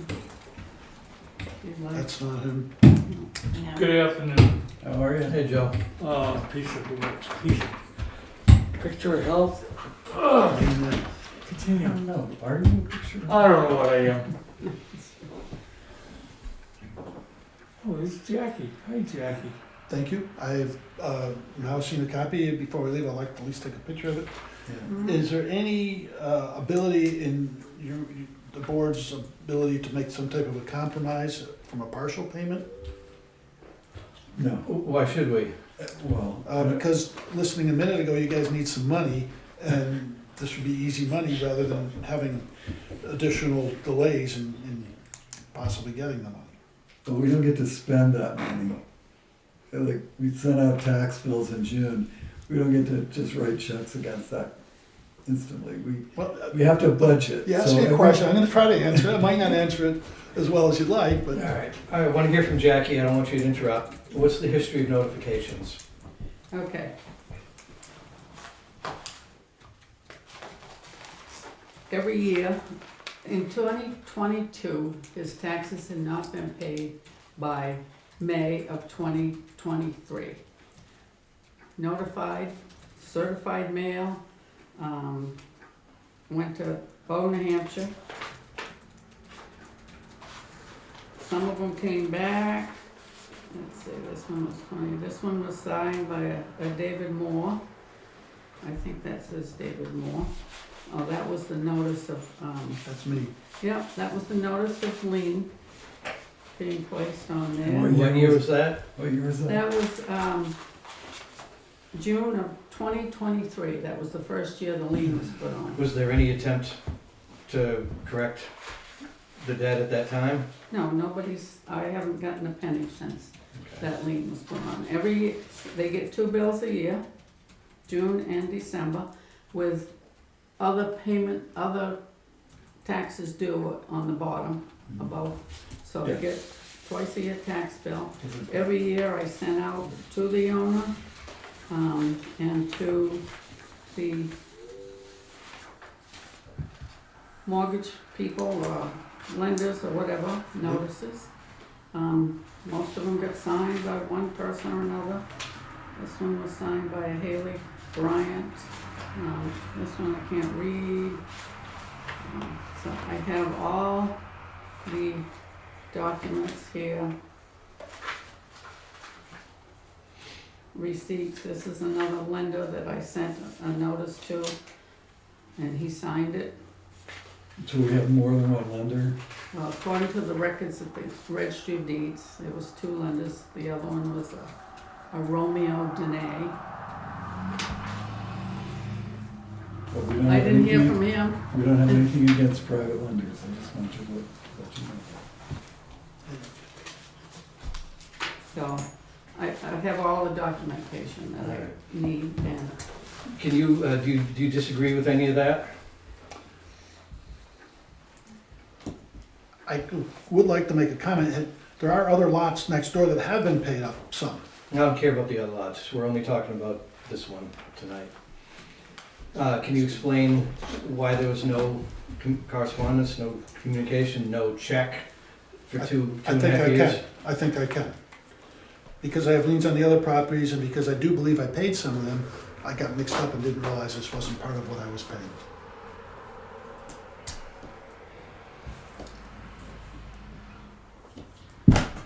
You sound like an intelligent businessman. I don't buy that for a minute. That you didn't know. Well, I don't know how, have you gotten payments from this? We haven't gotten anything from him. Right. I mean, I guess you don't have to answer that, but The whether or not others, the other properties' taxes haven't been paid. have this- been, Yeah, but this one never got paid. and just Mr. Moore, And they all went to the same place. okay. And I believe I was involved in paying those, so since he has 5 lots of record there, and I'm on 4 of them, I messed up. You may not believe that, but I have 30 other loans in the state, and I'm pretty active in it. I'm not as organized as maybe I should be, but I was not aware that this was going to tax deed. Had I been aware of it, I would have advanced it, even though it's his responsibility. Molly's Manor, Chuck Sargent. I'm prepared to pay the taxes and penalties other than the 10% penalty tonight, should you. Yeah, we can't accept that. Because you're not the property owner. So we've already if we hadn't taken it and created a town deed, then we could have a chat about you being the good uncle. But where it's gone all the way through to the process of creating a deed, we It's don't have that option. And we can't take your money as much as we'd like to. It has to be, or we can take your money and give you nothing for it. But in order to give you a deed on this property, you have to We be have to, the owner has to pay the us, owner has to pay. and the deed gets made back out to the owner. Right. And I'm less inclined, and we can chat about it later, I guess, Bob, but I'm less inclined to take any offers that don't include a penalty. And this guy took a $5,000 interest-free loan for all intents and purposes from the town. We pay for a fireboat, we pay for an airboat for the winter, we do all this work for the island properties. We rebuilt 19 Mile Wharf for them to have better access to the islands. I pay my taxes, and I don't have lakefront. I probably could if I wanted, but the point is it's a local obligation. And obviously this guy, it doesn't even show his face here tonight. I don't see any kind of obligation on his side to pay the property owners of Tuftonboro return on this loan that he's taken from them. Dave, any comment?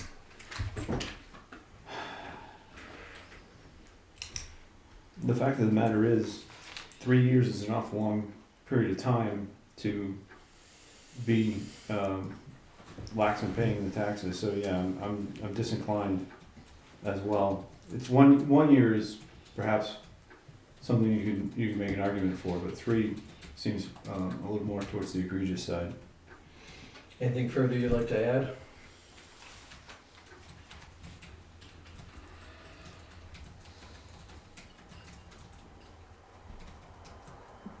The owner, through me, is asking for a waiver of the 10% penalty, and I hear what you're saying is you're unwilling to consider that request. So are you saying if he pays up the entire amount with the 10% penalty, you would deed it back? Or I also hear you saying you're not wanting to do that either? No, if this is paid, we have to. We have to. It's under obligation. Well, I I thought think so. we need to put a date certain on how, I mean, this guy's stringing us along now for 3 years. He said last week he was gonna bring in the taxes. He's brought us nothing. He didn't show up tonight. I mean, I don't mind saying, if he pays it, he gets his deed, by, what, November 1st? Or something. I mean, I'm just not gonna put personally, I would not vote to put a loose end on this. Let's make it or make it go away. And we've got a tax sale coming up the end of this month. Would you like to craft a motion? Yeah, sure, I'll craft a motion. I'll say that, unfortunately, I can't mention names, so the Applicant. applicant for repayment of taxes on lot, I got it here. Is it, 26-1-17. 26/117, in the amount of $24,527.79. If paid by November 1st, the town will issue him a new deed. Can I, interest should be accruing. During that time. It should be. So, I mean, You can interest- waive the interest if you want, that makes no difference. But I just mean, the want- whole interest charge right now is $167. I think between now and November, you might add $3, so Right. I don't think we're looking at a lot of money there. I'm willing to waive the interest between now and November 1. Okay? So just don't include that in your motion. Yeah. Okay, So the number that you stated will stand yeah, by November 1st. right. Is that a second? That's a second. Any further discussion? Hearing none, all those in favor? Aye. I'll make you a copy of this. Okay, maybe I'll just take a picture. That comes from you guys, thank you. Can you leave the meeting now to do that, or no? I don't wanna. Thank you. I didn't know it was my night. I thought it was possible. All right, you guys are all set, right? Unless he shows up after I leave, I hope he does, and those is I'll tough. have the same conversation with him. Thank you, gentlemen and ladies. Thanks for coming in. All right. Thank you. Patrick Wood. Right here. Come on up to the table. How are you? Long time no see. How are I you? know, right? Not bad yourself. Good. Patrick has an interest in the Sandy Knoll Road sand pit and wishes to do some improvements to the road. Correct. Patrick Wood, Sandy Knoll Road.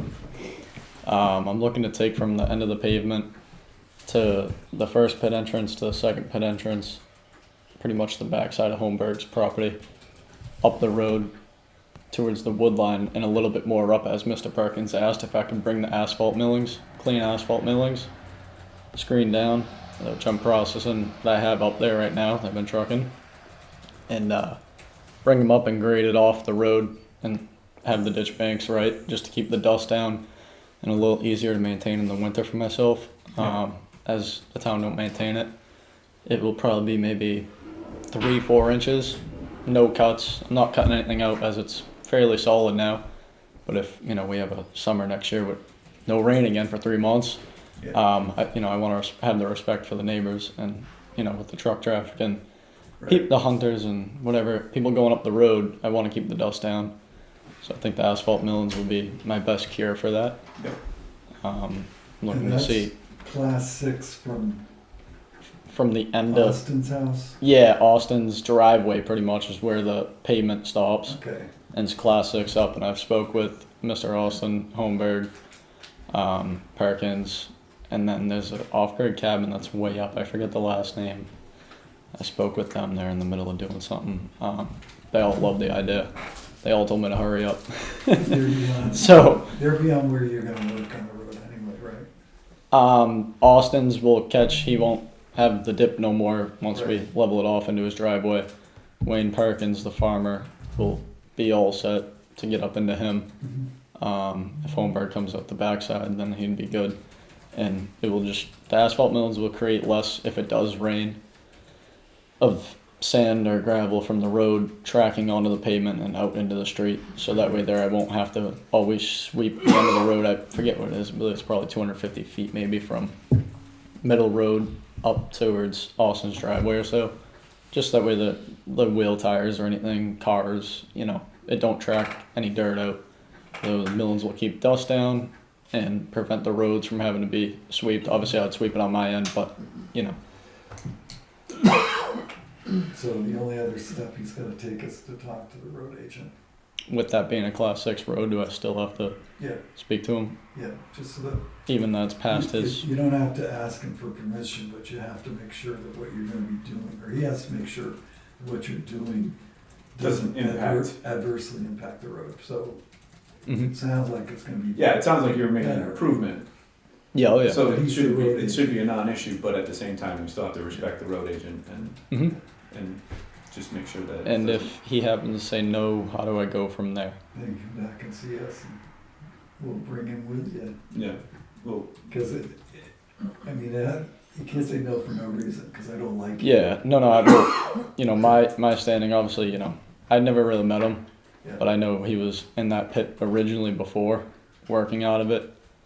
So I don't know how he is towards me, that's all. I know it's whatever, Yeah. I mean, I'm willing, I don't mind, but, I mean, the only I just thing don't wanna have to is- deal with if I call him out here and say, hey, do you mind, da-da-da, and he just gives me a tough time. So that's why I figured I could bring it to the selectmen. That's all. Whether or not, the only issues that I could see happening is whether or not it's gonna affect the drainage and whether or not would need a culvert somewhere.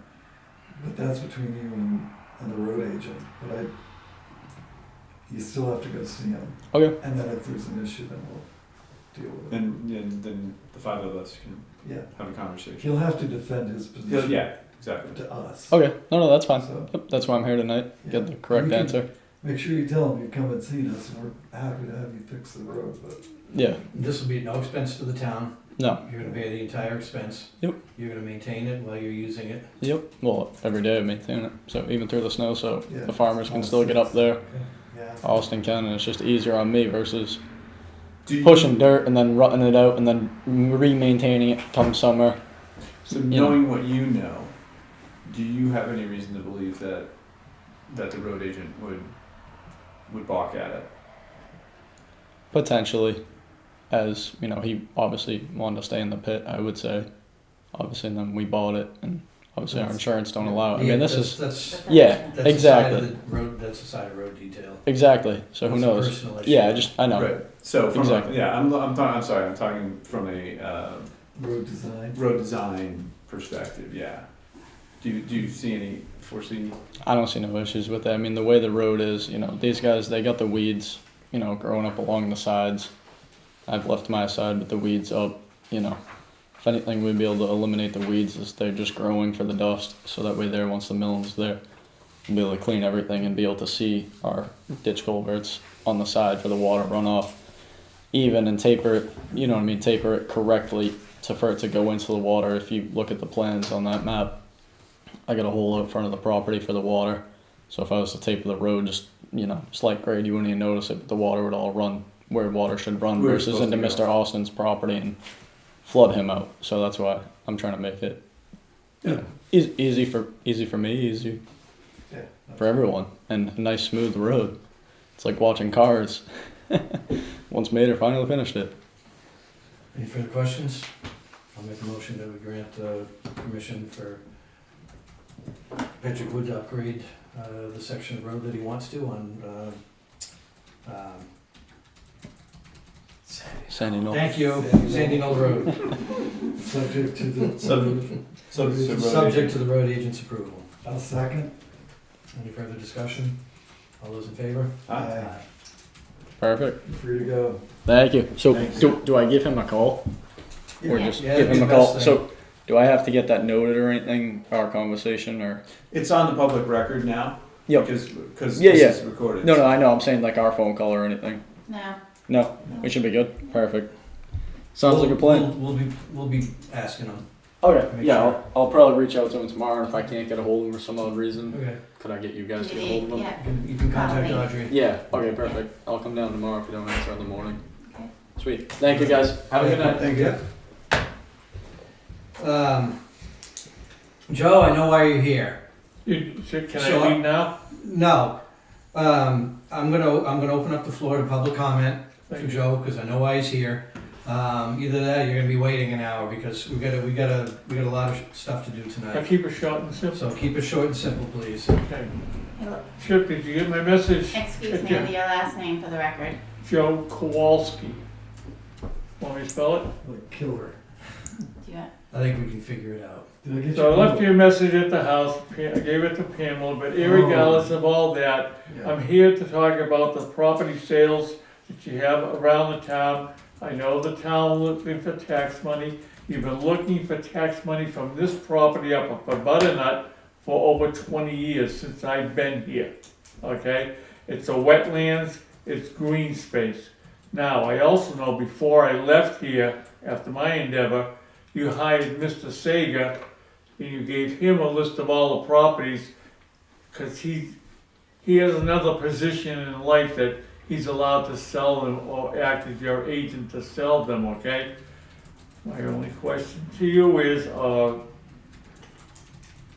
would you finally take them off the damn tax rolls? I mean, if they're not for sale, They are for sale.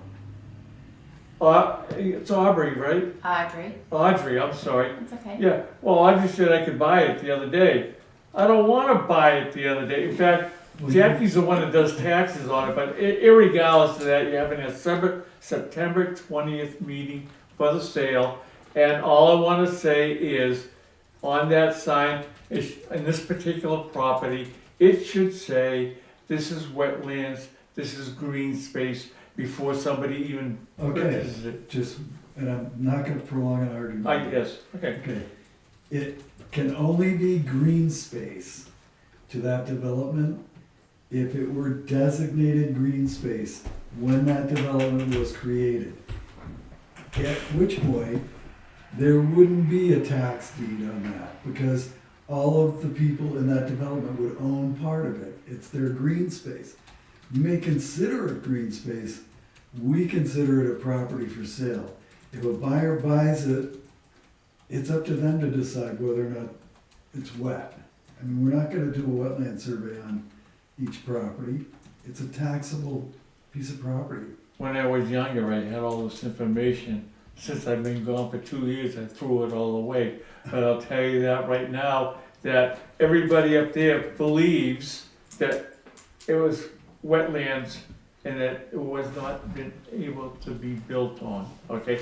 I don't know. But that now is in the hands of the buyer because it is. It's for sale. It's Well, for but sale. before you even sell it, I'm arguing the fact that it was initially green space and wetlands even before half the development was made, and I showed up back in 2002, and that's what a lot of other stuff got developed after that, okay? You've been here twice as long as I have, Bob, and you've been here forever, okay? And I was here for 17 years, and I listened to this argument across the board through several selectmen way back when. I'm just voicing my opinion. I should just sit home in my rocking chair and mind my own business, but I can't do that because I ride by the sign all the time. Well, get all the property owners out there, if they want green space and they want that lot to be it, to bid. Jackie's the one that issues the taxes on that thing, right? Yeah. Okay. Yeah, and if it were designated green space, my sister Would it be- lives right next to a development off of Ledge Hill Road that actually has green space. She bought a lot, and 20 feet of that lot was designated green space. She went back to the planning board and got that designation removed from the lot that she bought, because she joined it to the lot that she owns, you know, where her house is.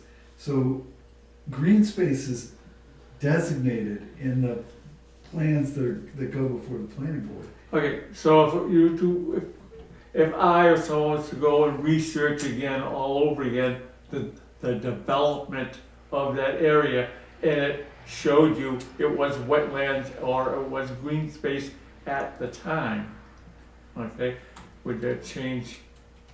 Oh, then we I can- don't care if it's wetlands or not, it's for sale. Yeah. People might like to buy wetlands and preserve it. Oh yeah, we'll put an aviary up there. We just don't wanna preserve it anymore. Sager should, you notify Sager if you find out it's green space. Yeah. But you can't say it's green space because everybody thinks it's green space. Well, That doesn't work. It's gotta be it, what's the term? Green space and wetlands are the same? no, They're not the same. no, green space is a term from planning and zoning and subdivisions. It's, I wanna put 10 houses on 11 acres of land. And then with all the roads involved with it, I need to set aside part of that to accommodate for pushing the houses close together, or whatever. I'm not gonna hold you up. I'm here to voice my opinion. But Sager should know. Yeah, He should know. Well, call he them. should know. I would like to, I'd rather do some research, if I get ambitious to do it, just to prove a point, that's all. Okay. Thank you very much for listening. You're welcome, Joe. Thanks Thank for you. coming Have a good in. night. You too. Any comments since we're open for public?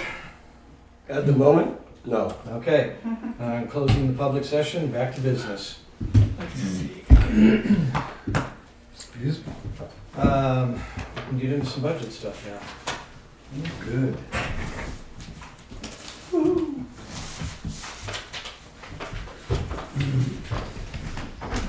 Do you want me to come up since I did most of these? Yes, please. Don't yell at me. Help. Yes, please, help walk us through this. So you're gonna let your register get Yeah, you got, these two done. So we did Assessing. 4140, right? Yeah, done. yeah, well, 4130 executive should be your top one. Yep. Okay. So that is Why my, is that so much more? myself, Cammy, the selectmen, administrative overtime, clerical assistants, and the moderator. I gave you a backup sheet for the salary portion of it. I highlighted myself going to 37 hours because I know there's an issue, like when we have a meeting tonight and I'm here 10 hours, for me to stay within the 35 is almost impossible. So, Especially if you are coming in. right. When the office is open in the morning. Exactly, so, yeah, so I figured at 37, for about 10 budget meetings, and then every other week, 26 selectmen's meetings, that should cover it. So that is same grade, one step. Bringing up the administrative secretary, up a grade and a step. So is that 35 hours now? She's at 35 hours. Okay. But it's clerical assistance. Right, clerical assistants. I changed the grade and the step out of the other clerical workers, police, planning, conservation. It brings her closer to what they are making. And I also increased her hours between this and ad hoc so that she would be closer to 20 hours a week. From what? I believe I had 7 in here, 7 for this budget, and so it's bringing it up to 15. From 7 to 15? Yes.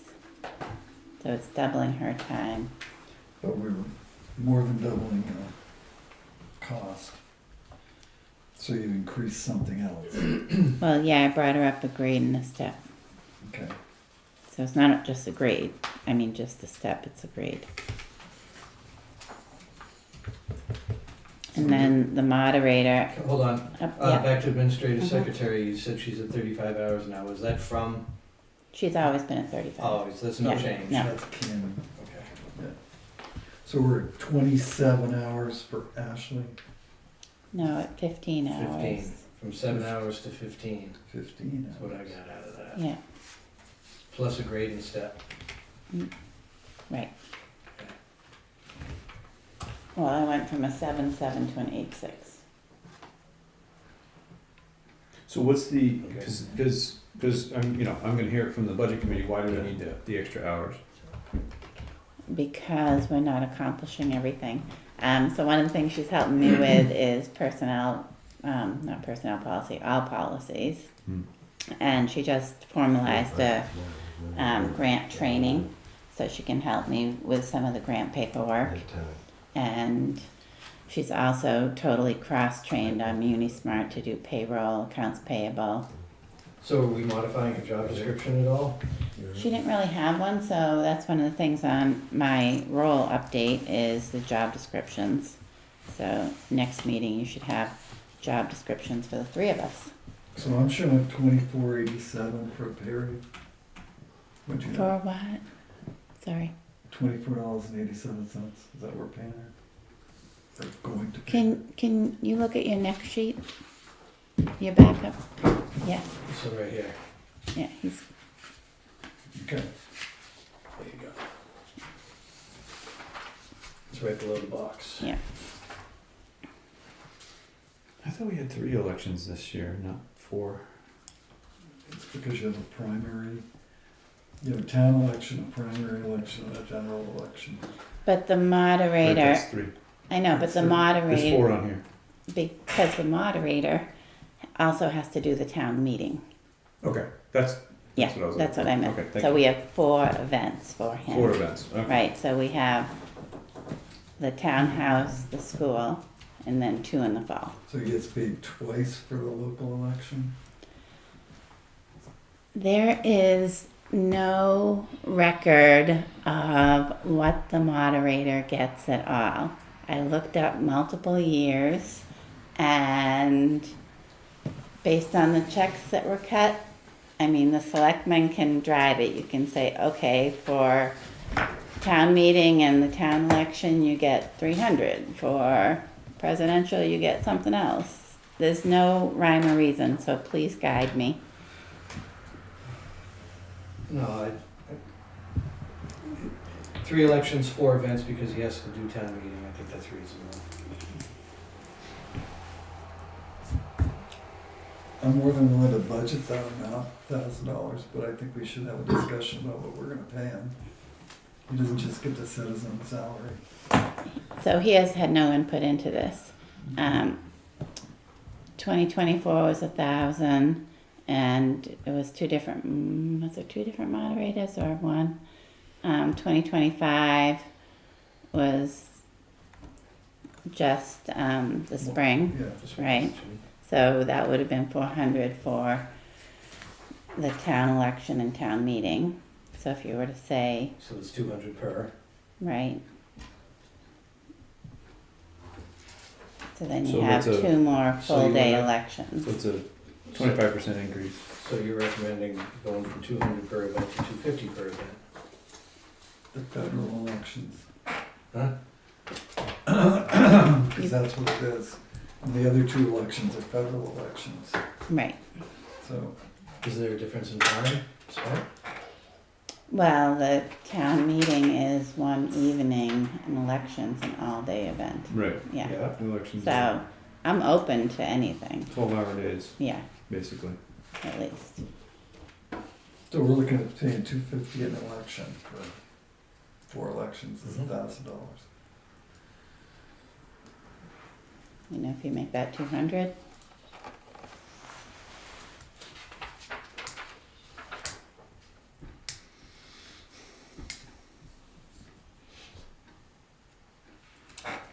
Like I said, 12 hours.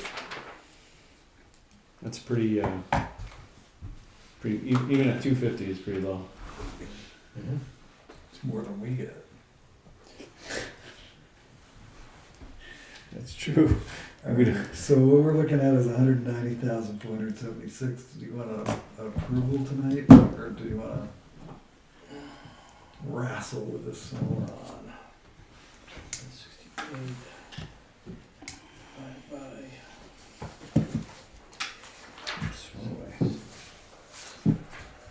That's 11.5% increase. 11.75%.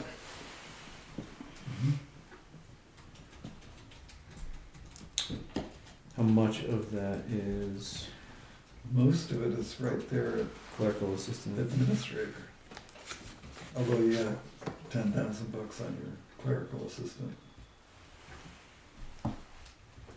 But I think the clerical assistant, I think her hours are needed. I've seen what she's tried to get done in 7 hours a week, and I think Yeah. increasing her hours is probably still not enough. I did reduce the ad hoc secretary, which you don't have that budget yet. That includes tax collector and a lot of the other miscellaneous. Mm-hmm.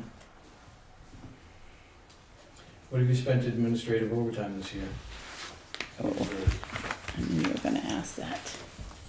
I think it's at 780, is that what I, Let's see, it's probably right here. Yeah. 719. 719? 719. So you're about 50%. 720, we'll call it 720. Okay.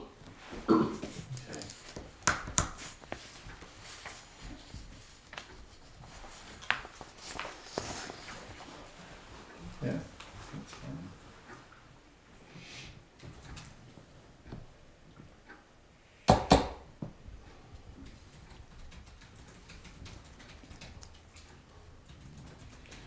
So we've got 1 step increase and then 2 hours per week extra, correct? Mm-hmm.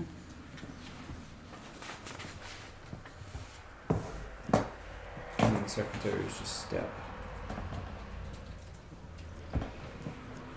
And that's based on The new COLA, that's not based Yeah. on, the new Right. rate. Based on He's looking COLA. at this one. Dave is. okay. Right, it's based on this chart you just approved. Mhm. All right. I'll take a motion. I'll move executive 4130 for $190,476. Do I have a second?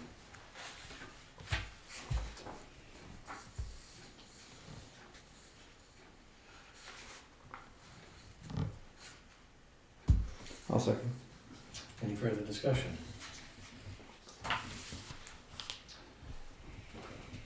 All those in favor? Aye. Aye. Aye.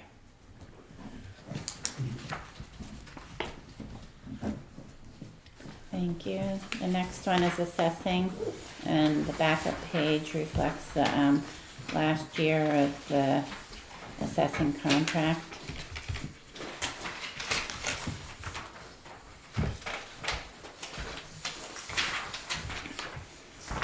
When was the last time this was put out to bid?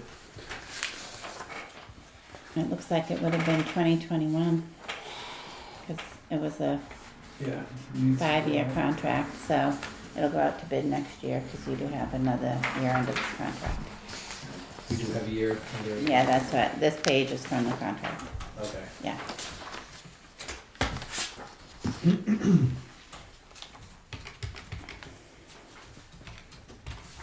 Well, Yeah, I was gonna say we're pretty much hogtied, Yep. as they say. this is contractual, and I'll move, line 4152, assessing at $45,000.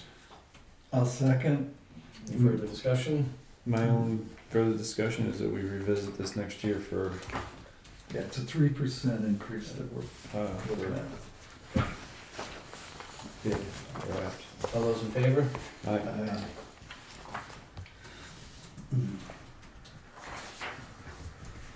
I kept the legal budget flat.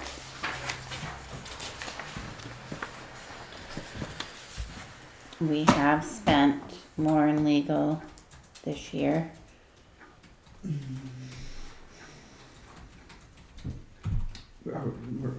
Sorry, I can answer my own question. What's that? I was going to ask how much, but I can answer my own question. Would you answer it for me too? So our current year to date on legal is 12, just under 12.6. Right. No, it's 13.3, 13,247. Sorry, where did that come from? Well, you gotta take the whole legal budget. Oh, yeah. We're just doing one. Sorry, I was just, you're right, you're right. Yes, 13,247. So it's at 40%. 41. Yep. 42. Call it 42. We did use quite a bit in one of the general assistance cases. Well, I'm not. That's not on here though. I'm not personally General all that assistance. interested in dropping our legal budget. If for no other reason, you never know. No, we had 2 instances tonight that would probably constitute lawsuits at some point. I'll move line 4153 for $31,700. I'll second. Any further discussion? No. All those in favor?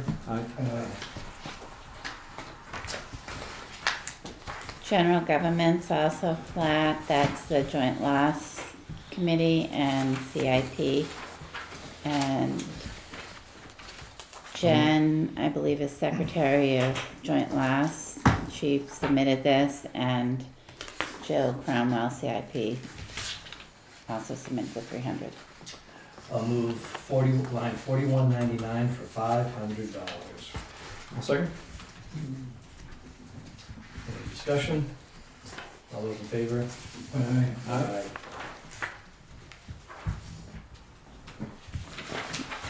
I left direct assistance flat, no changes. We're experiencing a change in maybe the categories, but I didn't think it was worth changing them because you never know what's going to walk through the door, so I just left it flat. So right now, we've spent $4,262 on direct assistance. And I spent another 1,100 last week. So $5,400. Yeah. Mhm. Is this consistent with years past? We increased it from the 2024 actual. Right. Let's see, we have a 5-year trend here. So 2022 was way up, 21 was way down. 23 was in the middle. Yeah. I'm not sure that 26 is gonna be way down.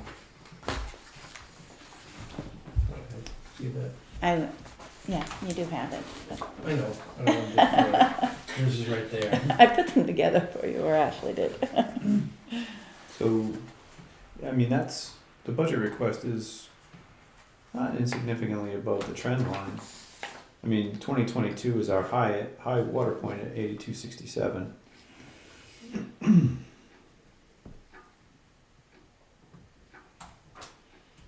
And I will give gratitude to the Melvin Village Church because they have helped significantly. Oh, yeah. Yeah. We haven't spent hardly any money on fuel assistance in the last 5 years. Right. 5 years, we spent $25.62. Right, because Melvin Church steps up. in Yeah. medical services. I'm gonna recommend that we take fuel from $2,000 to $1,000 and medical services from $1,000 to $500 for a total reduction of $1,500. And I'll make that a motion. For line 4442, direct assistance. So what is that? 8250. 8250, And medical is 500? yeah.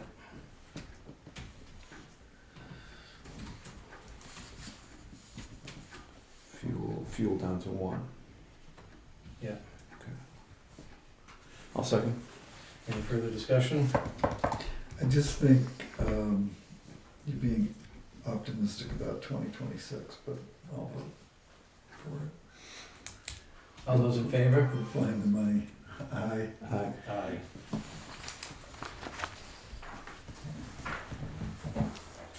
Patriotic purposes, I held flat at 1750. Have we heard from the Legion? Were they all set with that?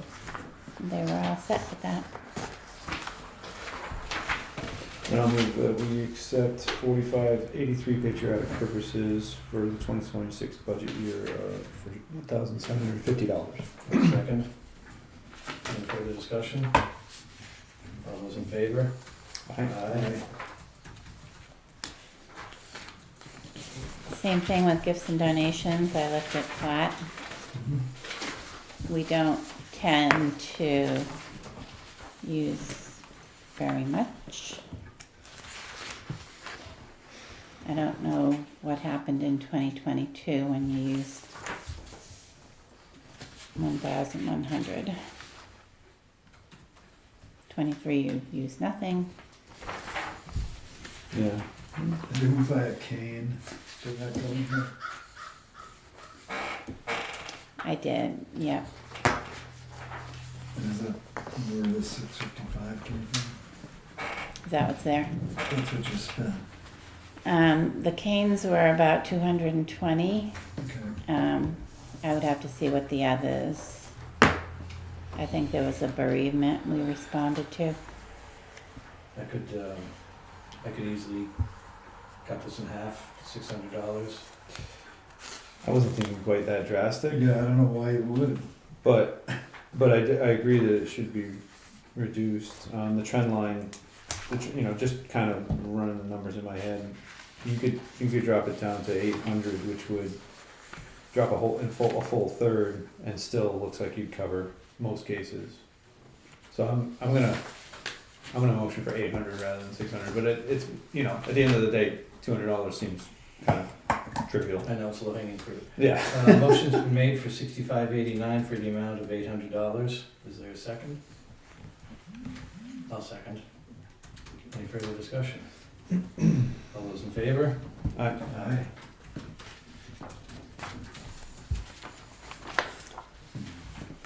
And the last two, you really can't change. It's what we owe on the So is this fire station and the fire station interest. and this is our last year? Nope, you have one more after this. Yeah. 27 is your last one. All right, I'll make a motion on 4711 debt service for $153,710. I'll second. Any discussion?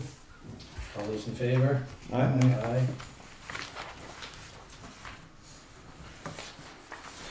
And I'll make a motion for 4721 interest for 2026 budget year for that $7,655 for the Central Fire Station interest. I'll second.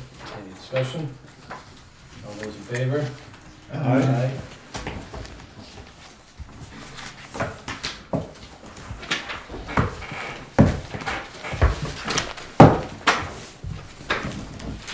They're no longer collated. We do need direction of how you would like your books. If you want last year's, just put in a binder clip and we'll start a new year for you. Okay. You do your own normally? I do. You do. Okay. So you want us to just take last year's and put it in a clip, okay? All right. Can I have the tabs reversed? Yes, Bob. Thank you. Your tabs reversed? Yeah, where I it know says the exactly what he number. means. I'll take care of it. Yeah, they could look to the inside, I like them to look to the outside. Okay. Thanks. Appreciate it. All right. You did have a parking ordinance. There's a Yep. variation between the wording you want, what the police chief thinks, so I'm gonna recommend that you table that until the police chief is here. Okay, that's fine. He's not Okay. coming. Not tonight, Not tonight. not tonight. Okay. Okay, and the facilities policy, I didn't get out to you ahead of time, so. We do have the MS 434, and that's more to describe what we did. When I say we, Chip came in and helped me. It was due on September 1st. The other form that's due September 1st is the MS1, which is the appraisals. The assessor has put in an extension on that until October 1st. He met, next Monday is his third day of meetings with residents about their evaluation. And he's also waiting for Sansucci's utilities So evaluation. he's not gonna be able to get the final into the state until the middle of October? No, he'll have it in by October 1st. Really? Yeah. So, Do you have questions about the MS 434 and how we looked at any of that? Can you give me a brief? Sure. The following page is the revenue. And so, for example, on vehicle motor registrations, said, okay, where are we at, you know, with 8 months under our belt? What was our budget? And we put a number in based on that.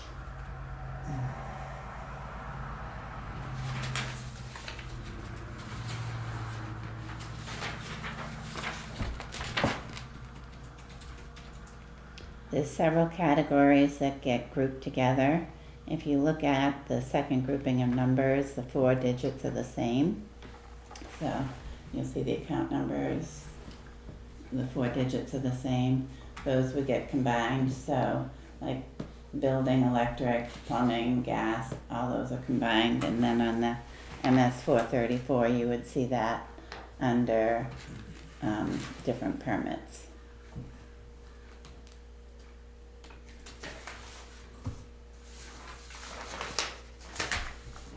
So that number corresponds with the 434 number. But we're still gonna keep them separate. Yes. Mhm. So the 434 is really just a compilation of this with Right, with the account numbers combined. right, and so the actuals through August, and then an estimate of what the last 4 months will be. because we made an estimate last January, I think it was, whatever. Yeah, when you do the revenue on the 737, that's Right. a 12-month estimate. And how close are we to meeting that, is what we're doing here. Do you have that? You have expenditures? No, Okay. you will have it for next week, because that's one of the things that Budget Committee Chairman asked for, was to see the revenue budget along with the revenue. Good idea. Okay.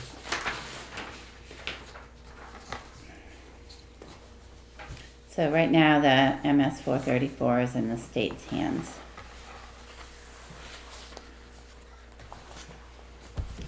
The other thing I have, and you can give me feedback, is I just got it back from Laura today, so that's a draft of the letter to the Department of Revenue. And also the Budget Committee's requested letter from the auditor. So we will put this in the Budget Committee's packet this coming Thursday.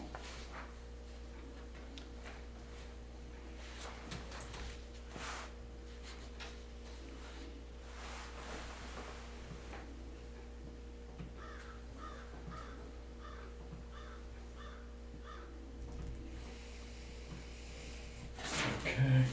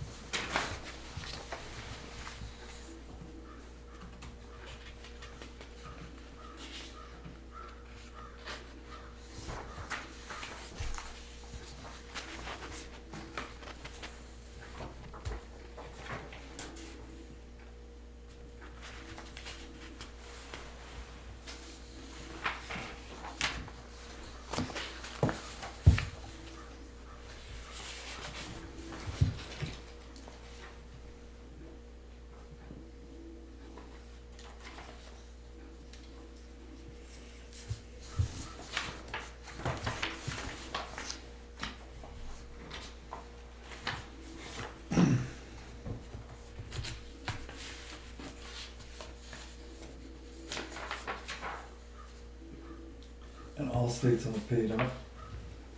Yes, they are now. Mhm. Does this information constitute everything that the budget committee has requested for information?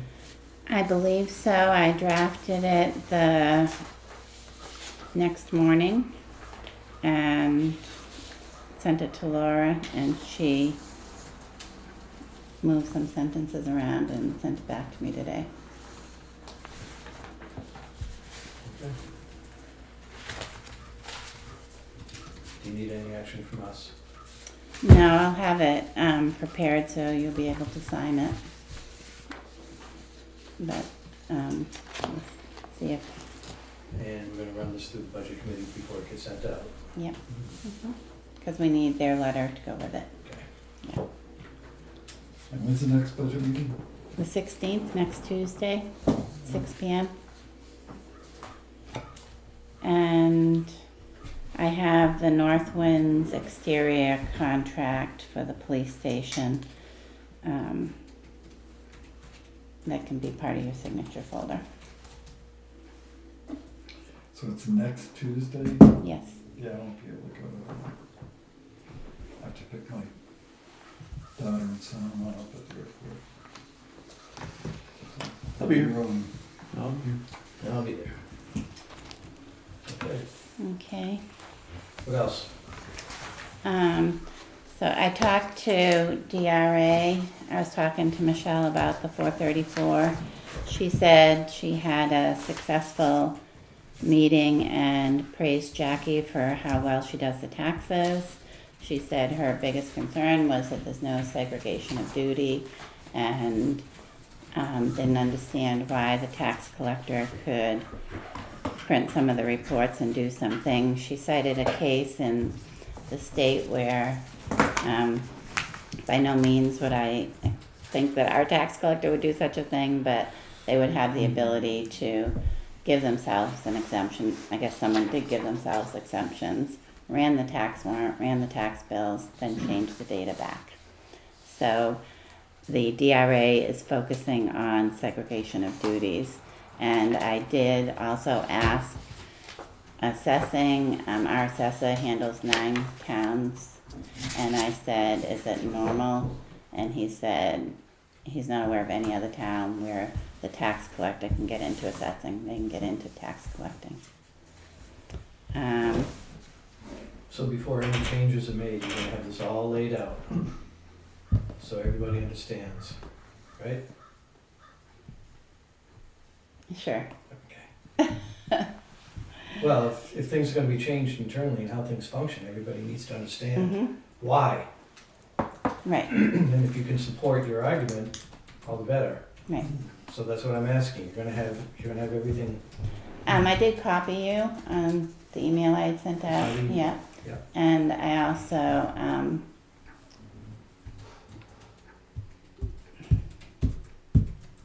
Cammie had also sent out an email regarding accounts payable and some of the changes that she has made.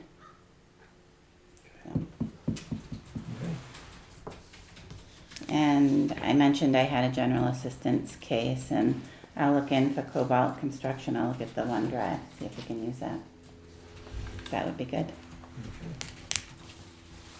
That's all I have. Anything else, any questions? Ramp at 19 Mile Bay, I forgot to ask Tyler when he was in to give us information on that, but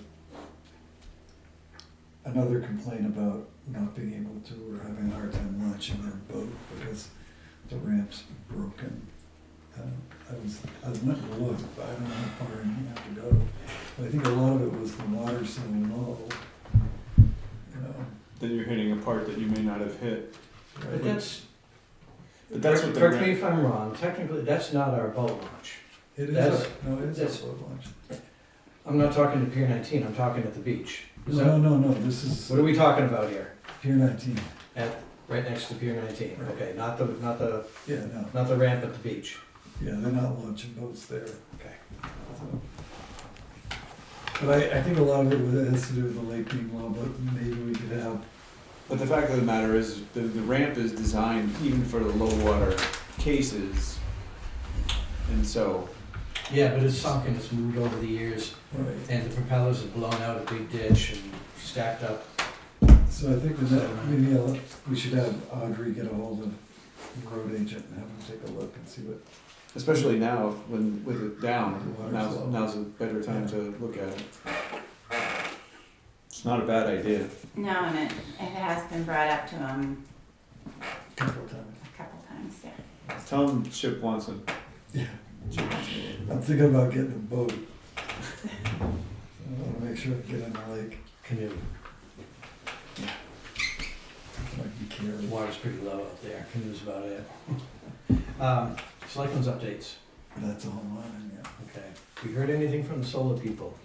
Other than the fact that we're paying them some money. Well, we're still waiting for the state. Santec. Right. Right. Stantec to come through. Nothing? Crickets?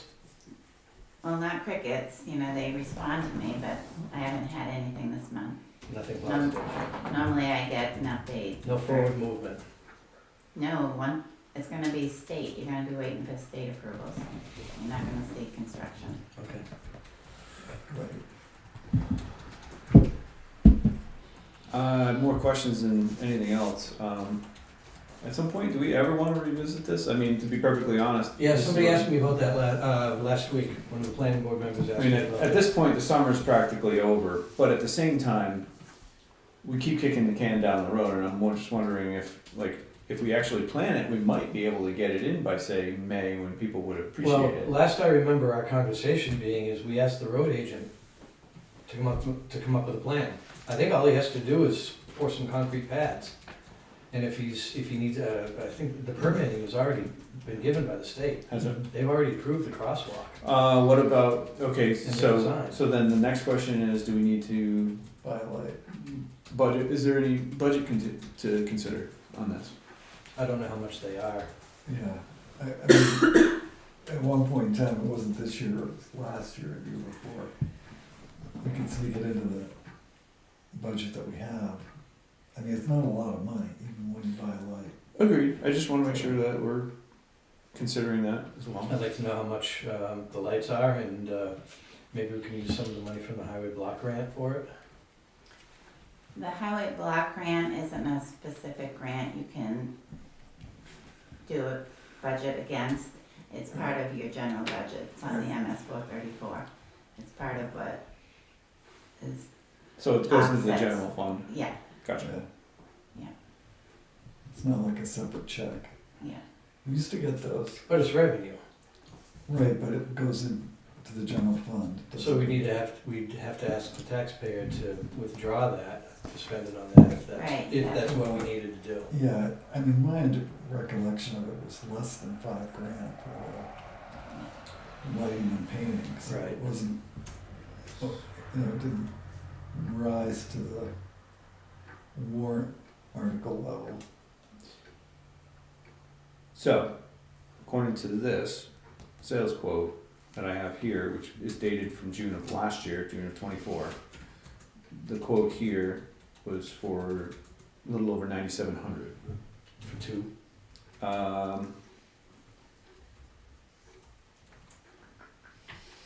This says 8. I don't know why it would say 8. So that must be something else. That doesn't include. Hold on, sorry. There we go. Sorry.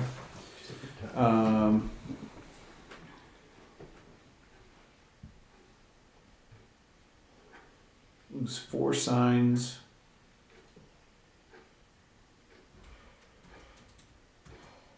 For.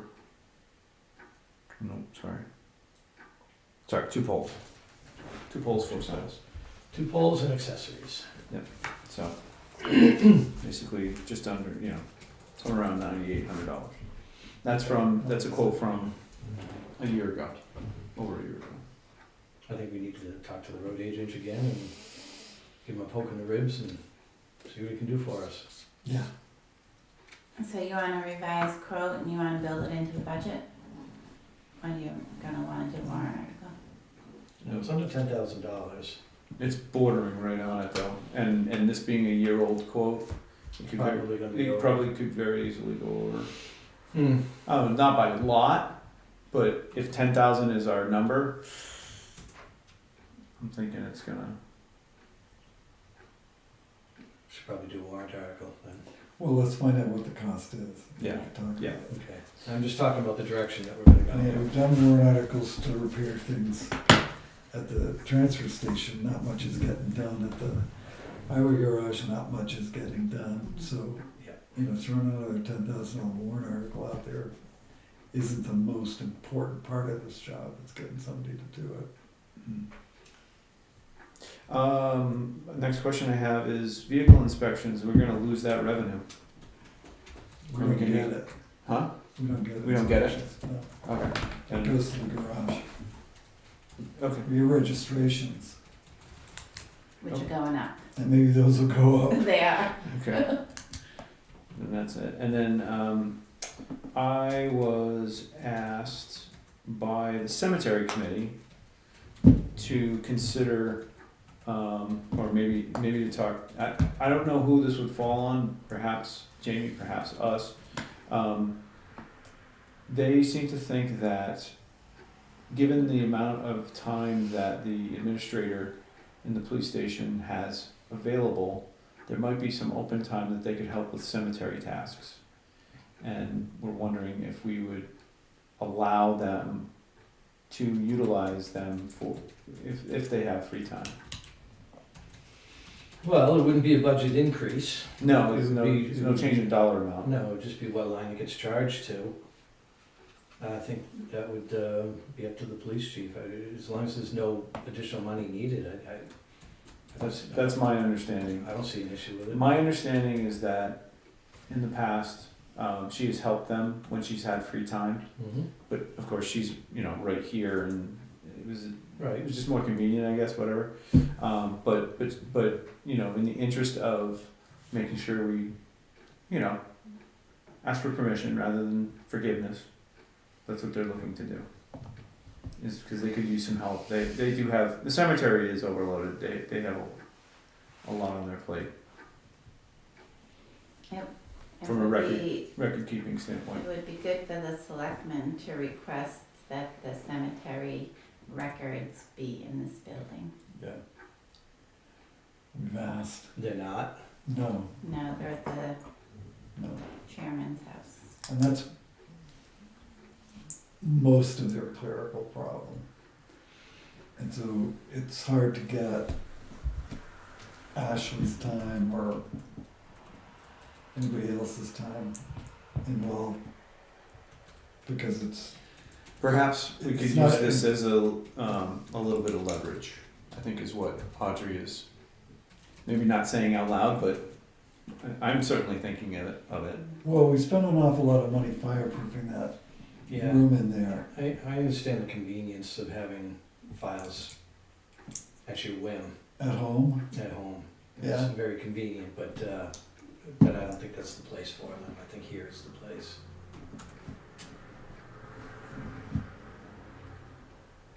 somebody's having a heart attack every 10 minutes in this country. So sooner or later, we're gonna need those records, and we don't need to get a court order. House fire, Um, So I think we should, robbery, anything. yeah, I think they should be I here. think they should be here. all right, I will take that back to the budget committee.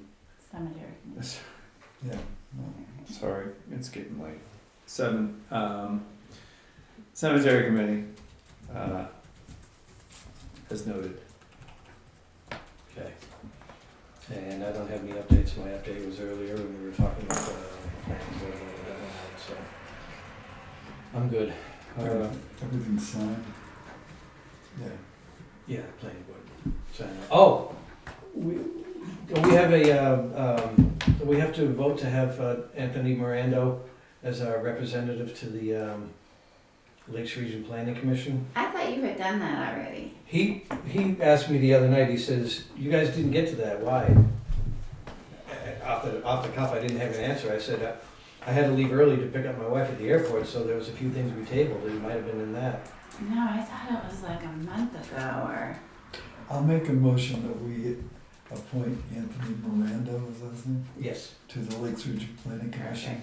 I'll second that. Yeah, this may be a redundant vote, but yeah, all those in favor, aye. Aye. Aye. And if you find out that Yeah. we didn't sign the paper, call me and I'll sign it.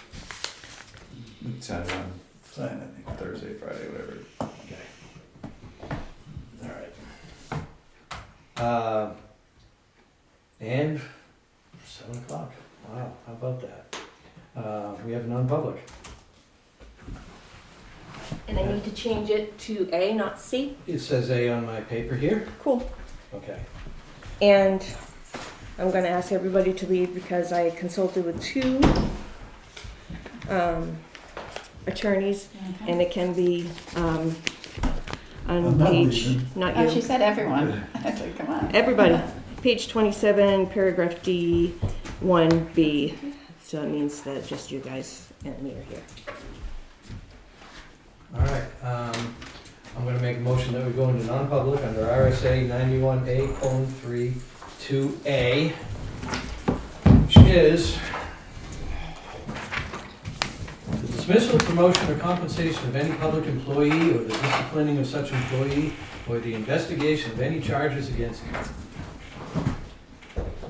him or her, unless the employee affected has the right to a public meeting, and 2, requests that the meeting be open, in which case the request shall be granted. Murray, yes? Definitely yes. Albee, yes. Okay.